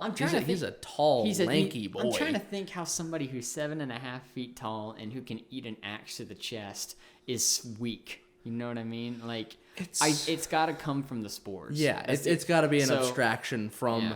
So that's what it is. His muscles have been eaten away by spores. That's what it is. So he looks pretty. Like, looks like if a little like he looks like this. He doesn't have he doesn't have muscle definition. Yeah, he has no definition. So he's got he's got some problems, but it's nothing that he can't he carries his staff. Does he use a staff or a club? It's a walking stick. Oh yeah. Yeah. I mean, his constitution's high, but he needs it to be able to move around. Yeah, his legs are weak because I mean that's part of strength. So he needs it to walk. He can walk without it, but for flavor purposes, he needs it to walk. Exactly. So, and he whacks stuff with it. So yeah, he carries he has a quarterstaff as his weapon, and he uses it to walk around. Yeah. Fuck yeah. All right. This guy needs a name. Look at the Furbolg names. They use elf names. They don't have names. They don't have names in their society. What? Furbolgs don't use names because in Furbolg society, they don't names like their they don't their have occupations. They have like no tender names. And that one, this one. They don't do names. So names that they have are generally given to them by creatures that use names. And so this is a good way to use a real quick NPC mill. I'm actually going to read that part because I find it very unique. Furbolg names. They have a whole section for it because they're so different. Furbolg adopt elven names when they must deal with outsiders, though the concept of names strikes them as strange. They know the animals and plants of the forest without formal names and instead identify the forest's children by their deeds, habits, and other actions. By the same token, their tribe names merely refer to their homes. When dealing with other races, Furbolgs refer to their lands by whatever name the surrounding folk use as a matter of tact and hospitality, but among their own kind, they simply refer to it as home. Sometimes, Furbolgs adopt the nicknames or titles outsiders give them under the assumption that those who need names can call them whatever they wish. So, I mean, hypothetically, this guy could just be given a name by the party, but I don't think you have already met the party members. Okay, never mind then. So I don't think that's a good idea anyway. We are not starting in a tavern. Fuck that. Good. And I don't think it's a good idea anyway because I don't trust Evan to give me a good name. I'm not gonna deal with him calling me Pickles the whole time. Oh my god, true as fuck. I get it. But yeah, so we'll think of something for him. He'll have. I think he'll just go with something elven. Do you want to roll on the elven name table from the back of Xanathar? That'd be fun. I'll roll like 3 of them though. D100, and you can take from. You can fucking just peruse the list as you see the. Yeah, I'll roll like 3 numbers and write them down, and I'll pick from one because I want to have some semblance of. So is that 90? Yeah. Heard that. So 90. 90, 73, and 75. All right. So let's see. Where's the? And you can look at elven children, elven female, and elven male. Like it's a name that you have adopted. Well, let's look at 90s first. So it's a girl's name. What is it? Tia. Tia? I mean, it's an androgynous elven name. I don't think it's elf male child, right? Well, it's not. No, but it sounds like it is. It is ostensibly a human. Like, it is a female name in English. Yeah. Yeah. Theron. That's a very you name. Theron? Like Theron. Theron? That is a very mean name. It sounds like something that you would name a character for sure. I'm going to look at the family names because they're cool. Tiltathana. Yeah, that's a neat name. That is a fucking handle. I've already forgotten the other 73. 70 and 73. That's what, 73 no, and 75. And 75 is what it was. 73 was Rin. That's not a bad one. Yeah, Rin's kind of neat. I like Rin. That's kind of cool. 73, where is it? Perrin. And 75 was Rua and Quarian. Yeah. I like Ren because it's the name of a fucking bird. Yeah. Well, it's Rinn. But interesting. I think I'm gonna go with Rin. I like that. Heard that. Huh? Heard that. I dig it. Yeah. I dig it. Yeah. Rin. And he doesn't need a last name. No. So he is I'm gonna write all this down. He is a level 2 Furbolg druid with Circle of Spores. And he's a hermit. Yeah. And his discovery is that he can both talk to fungi and they will respond to his symbiotic entity. And that symbiotic entity will translate, essentially. Yeah. Will translate the measured responses of fungi. And now hermits have suggested characteristics. You also learn an additional language of your choice. If you'd like for that language to be undercommon, you may do that. That'd be kind of neat. Or whatever you so choose. Fungus. I speak fungi. I don't need no more fungus flavor, but because I mean, maybe it taught you undercommon, or maybe you can choose to speak gnomish like the rest of your party members. You have a gnome party member, and the half-orc barbarian also knows Gnomish. That's adorable. Right? I love that. Why does he know Gnomish? Because he doesn't remember his past for the most part. So he's like, why the fuck do I know Gnomish? I like that. It's really funny. Right? I actually really like that. All right, so my life of seclusion. I'm gonna make up one for this problem. Yeah, that's fine. I was communing with the spores. Communing with the spore, the great spore beneath. Yeah. I was talking to the shrooms, so that's his. I'll write these down, I guess. I mean, I know I should anyway, but I'm tired. Yeah. I'm going to though. I'm not terribly concerned about whether or not you write them down. However, I am curious to know your process as you go through. Of course. Because when I roll a character, yeah, I randomize the fuck out of all that shit. Oh, really? I'm like, what is my personality trait? Because I use the tables. Well, I like the personality trait stuff. Yeah, I don't roll it though. I generally pick it for the character, but I like the ones that are good. Sometimes I roll it to like rolling it gives me the inspiration to know whether or not I like the fucking result that I got. Ooh, I know what you mean. You know what I mean? Yeah. Well, it's because it's like it adds a new depth of flavor because it's like not only do you have to have this new personality trait to account for, but it's also like it adds depth, especially when you have like this characters that I was talking about way earlier when I'm like, oh, this is just a gimmick character. Once you do the thing that you want to do, it's boring.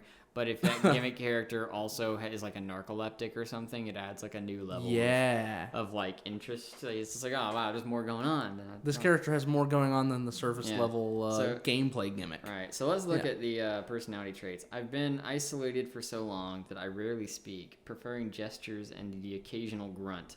I don't like that because he does have a 9 charisma, but I'm going to attribute that to him being socially awkward rather than unlikable. Yeah. So he has no issue with talking to people. He's just kind of unused, because a 9's not bad. It's just barely below average. He's just been away from people for a long time. Yeah, absolutely.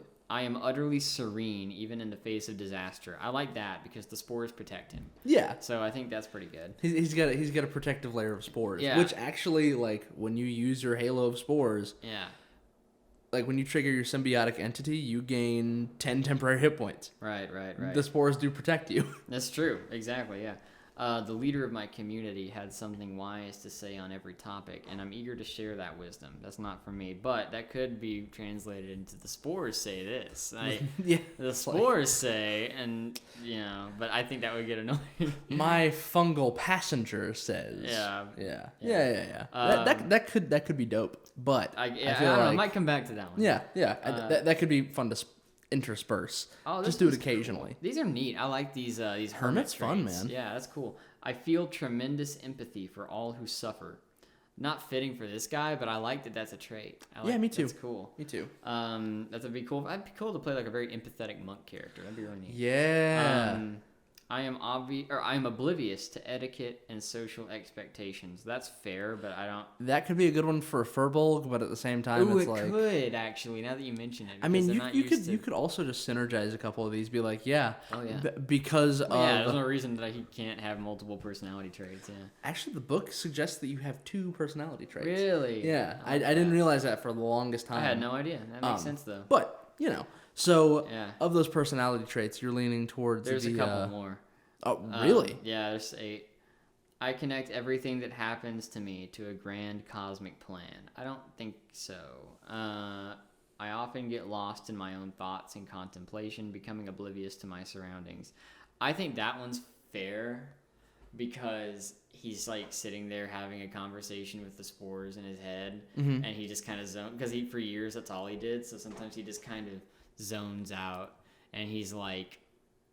Just playing it, and everybody's like, "Hey, yo, Rin, what's up?" Hello, Rin. Yes. Are you there? And then I am working on a grand philosophical theory, and I love sharing my ideas. I like that one too. That one sounds like a lot of fun, but not for Rin. Yeah. So for this one, all right, I'm gonna write these down, but not all of them. I'm just gonna write personality traits, and I'm gonna write the number for them. Yeah, because he's a hermit for sure. Right. So. Personality, and I'm gonna give him because I just want ones that I can remember. So I don't like the grunt one. I don't know if he's always serene. I think sometimes he's scared. So because he's not I don't know. I feel like he's not used to fighting that much, really. Yeah. So I'm gonna go with 5, the etiquette and such, and. Lost in his own thoughts. Fuck yeah. I like those. All right. Okay. So then we need his ideal. So the thing that now for this one I'll probably make it up, but I'll read them off for the sake of maybe they are good. It's not that they're bad. It's just that for this guy, I kind of think his ideals have to do with whatever the grand purpose that this fungus is pushing him toward is going for. But I'll read these. So generally, these ideals are aligned with either good or we need to do his alignment. Yeah, I mean, I'm not terribly tied to the alignment system. Oh, but I know that. Yeah, the alignment is fun to have. It. Yeah. Honestly, I think he's it's like neutral good. I think he's like. I was thinking honestly like true neutral, but neutral works, man. Yeah, I'm gonna go with neutral good. That makes sense to me. All right. He is well intentioned. Yeah, he has good intentions for people. He has no it's not like he's just a zombie driven by the thing. He's out here trying to do good stuff. But the laws of people, they confuse him. are unnecessary. He finds them, he finds them a bit restrictive. If everyone has everyone else's good intentions in mind, then we don't need the strictures of law, man. He's a hippie, as they all are. Nah, man. Okay, so ideals. The greater good. My gifts... Ooh, burp. My greater good. My gifts are meant to be shared with all, not used for my own benefit. I don't hate that. That's not bad. Because it kind of... And that can be twisted to fit... the spore thing. Yeah. Logic. Emotions must not cloud our sense of what is right and true, or our logical thinking. That's cool. For like, not for him, but just like, I think that's a neat I like one. that as a character, that's like a character thesis. You could base I was about to say, you could base a whole character around that. That one ideal. Yeah. Yeah, man. I guess that's kind of the point of ideals. Free thinking. Inquiry and curiosity are the pillars of progress. That's the chaotic one. I think that's neat. That's a good one. That's a good one. Very chaotic. Yeah. Power. Solitude and contemplation are paths toward mystical or magical power. I mean, that's kind of what happened to you, but I don't think... Well, it's the evil one. And frankly, I don't think that's an ideal to strive for. That'd be cool for an evil monk, though. Ooh. That'd be a fun character. Monks are so fucking cool, man. Yeah. They catch a lot of flack. I'm sorry I killed that one monk of yours. That's okay. It's fair. He did a stupid thing. I was thinking, actually, that a Furbolg monk would be neat. Furbolg monk would be dope. Because they already live out in the middle of the woods with nobody around. Be fucking forest monks, dude. Yeah, like a monastery of Furbolgs that live out in the middle of the woods. They'd be fucking horrifying, That'd be awesome. You don't go 7.5 feet tall. You don't go to those woods. No. You get beat to death by the elf giants. Druids and monks. That'd be really cool. And I mean, they get that +2 wisdom, and they can turn invisible. And fuck, dude, you would not want to fuck around with a tribe, a monastery of Furbolg shadow monks, dude. No, you would not. Live and let live. Meddling in the affairs of others only causes trouble. Any of those calling out to you? Neutral. And then the last one is self-knowledge. If you know yourself, there's nothing left to know. Not really, no. I'm going to build my own here. That's fine. And I'm just going to leave that as a dash in there because I know what it is. What is it? It's that I don't know what it is, but I'll know by tomorrow. Okay. It's really, I'm going to sleep on it. I'm going to, I don't know what the plant wants yet. Like the exact... I mean... I don't know what he's driven to do by it. Yeah. But it's going to be that. Whatever it drives him to do. I mean, it could be like... This newfound passenger. What would he call it? Spore? He doesn't have a name for it. He doesn't do names. That's right. Yeah, that's right. It's just the thing. It's just the spores. The spores. I mean, if he refers to them at all, it's because it's just a matter of fact statement. Yeah, they are spores. Or rather the. I guess the spores. Yeah, we'll call it that. Like the spores are leading me to do good things. Yeah, and I trust them. Yeah, I trust the spores, and I believe that they have good intentions, and they trust me to be able to put their intentions into the world. Yeah, because they are not able to do so. They're just invisible spore things. Yeah. So they trust me, and I trust them, and we have a partnership, and we're gonna make the world a better place together. Yeah. So that's the idea. His bond. I like bonds. I remember when these were kind of introduced, and I was like, these are neat. They're a great addition, in my opinion. Yeah. Like, this whole system is just mwah. Yeah, perfecto. So let's see. We got nothing is more important than the other members of my hermitage, order, or association. Boo. Weak. Just for this guy. I entered seclusion to hide from the ones who might still be hunting me. I must someday confront them. That's pretty neat. Neat, but not for Rin. Nope. I'm still seeking the enlightenment I pursued in my seclusion, and it still eludes me. That's a cool character. I like that. Yeah, pulled from your hermitage early. Yeah, or like you ended your hermitage or your hermitness because you were just like, this isn't working. I gotta try something else. I gotta chase the wind, man. I gotta chase it. Yeah, I gotta go where the wind takes me. I have entered seclusion because I loved someone I could not have. That sucks. I don't like that. I don't like that for any character. That's a bummer. That's just a fucking. That's a bad one. Yeah, that's a roughie. I like how many bonds actually deal with like romance though. Yeah, there is a few of those. Yeah, I like that. It's kind of neat. This one's kind of rocking my world a little bit. I kind of like this one because it makes me want to rethink this character a little bit. Should my discovery come to light, it could bring ruin to the world. So, like, it kind of makes me want to go back to the Venom thing, where, like, maybe this thing isn't so friendly and it's actually malicious. And he knows it's malicious. And, like, maybe he's, like, fighting it the way Tom Hardy fights Venom. But, like, he's using its power. I don't know why he's an adventurer, though, in that case. Maybe he's looking for a way to get rid of it, and he's using its power until then. Yeah, and I mean, it's kind of what Tom Hardy does. It's still pretty, like, weak. You're only second level. It's like, yeah, you can use its power for good. That kind of really makes me want to rethink this guy. That can be done. Yeah. All right, I'm going to take that. I'm actually going to... Wait, okay, what's the last one? My isolation gave me great insight into a great evil that only I can destroy. Now, that would fit with the one that we have now. But I think... Yeah, you know what? I like the... And so he keeps it a secret. He doesn't talk about it anymore. Gotcha. He doesn't talk about the spores to people. That's something that only he knows about, and that he doesn't like to...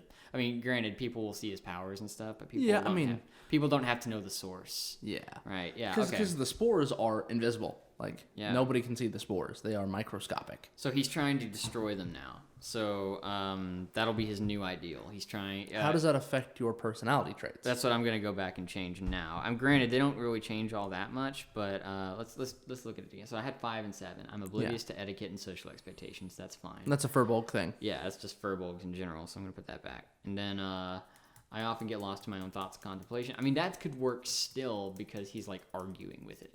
Actually, I actually think I'm going to keep them both. Yeah. Yeah, he's like having an inward dialogue with the spores. Now he can still speak to spores though.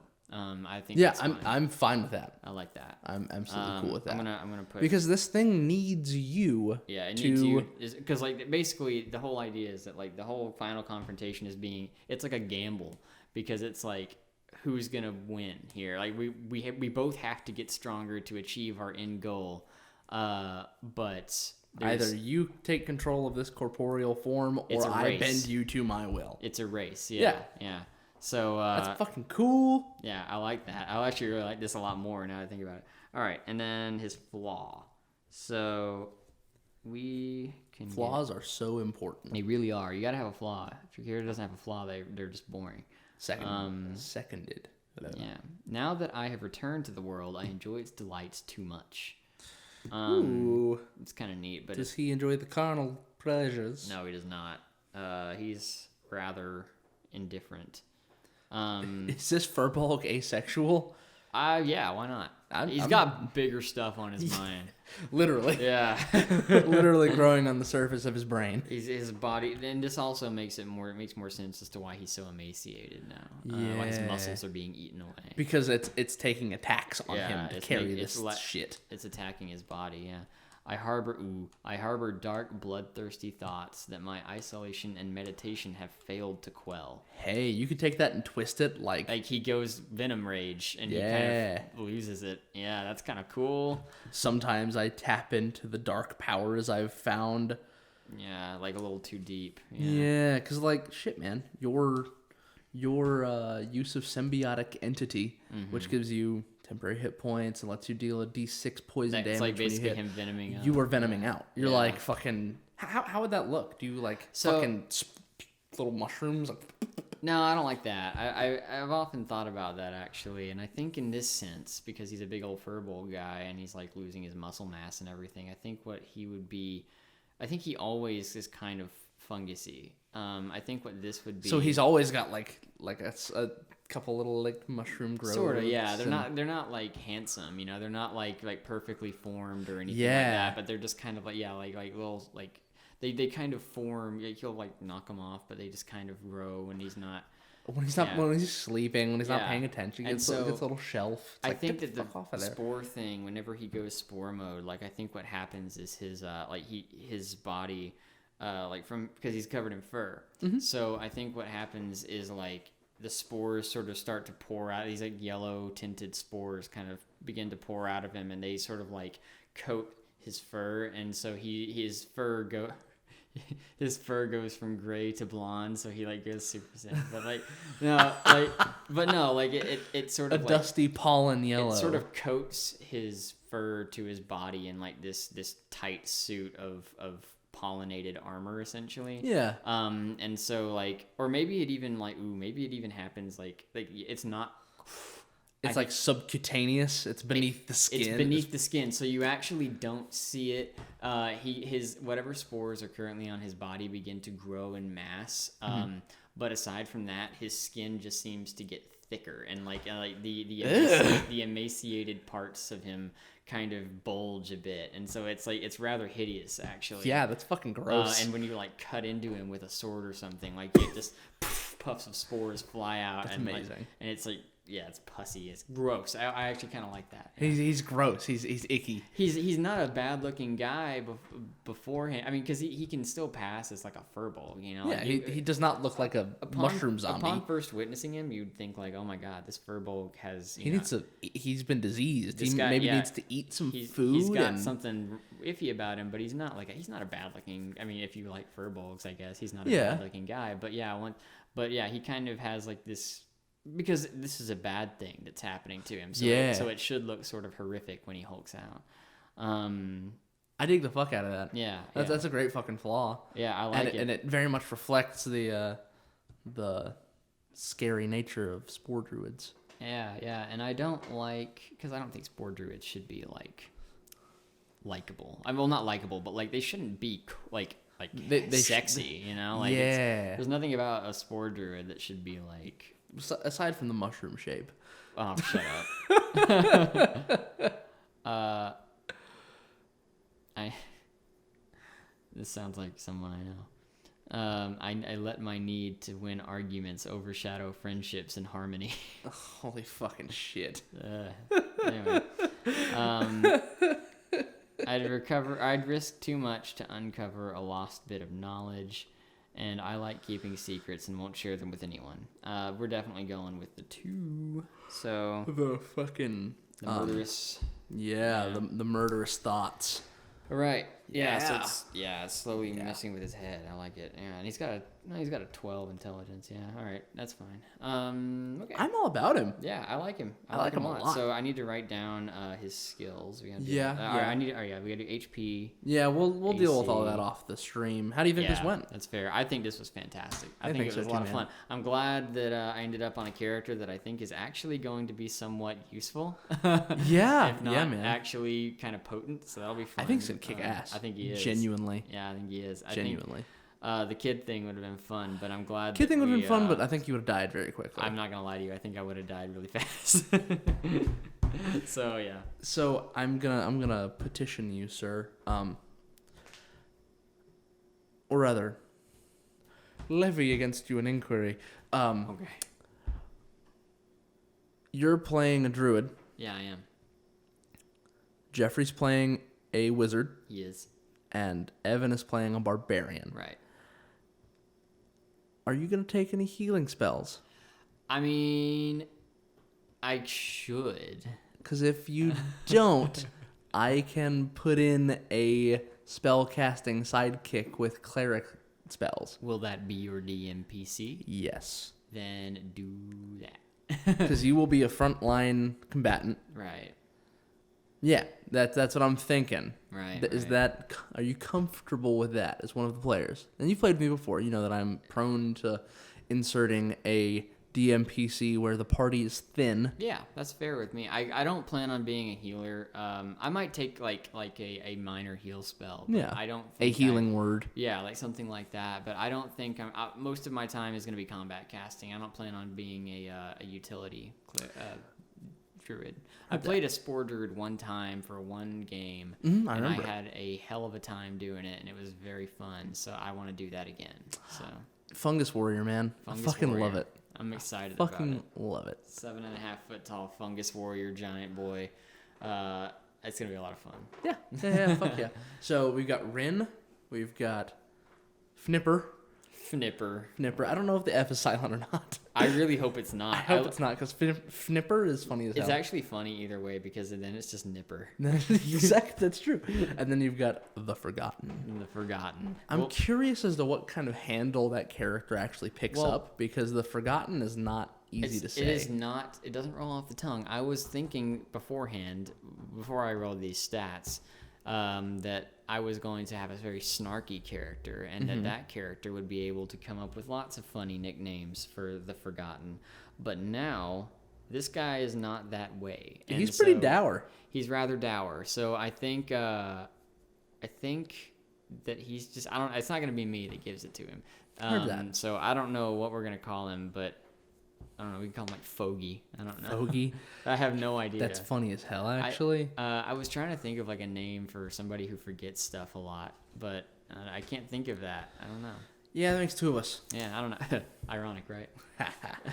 So before we exit the stream, I'm going to roll some stats for this spellcast. Will you pass me that die tray, sir? You got it, man. And I am not going to levy upon myself the same 2 15s or more thing. Oh, okay, great. As long as I get 1 15 that I can put into my wisdom, I'm good. All right, well, let's finish this out with a bang.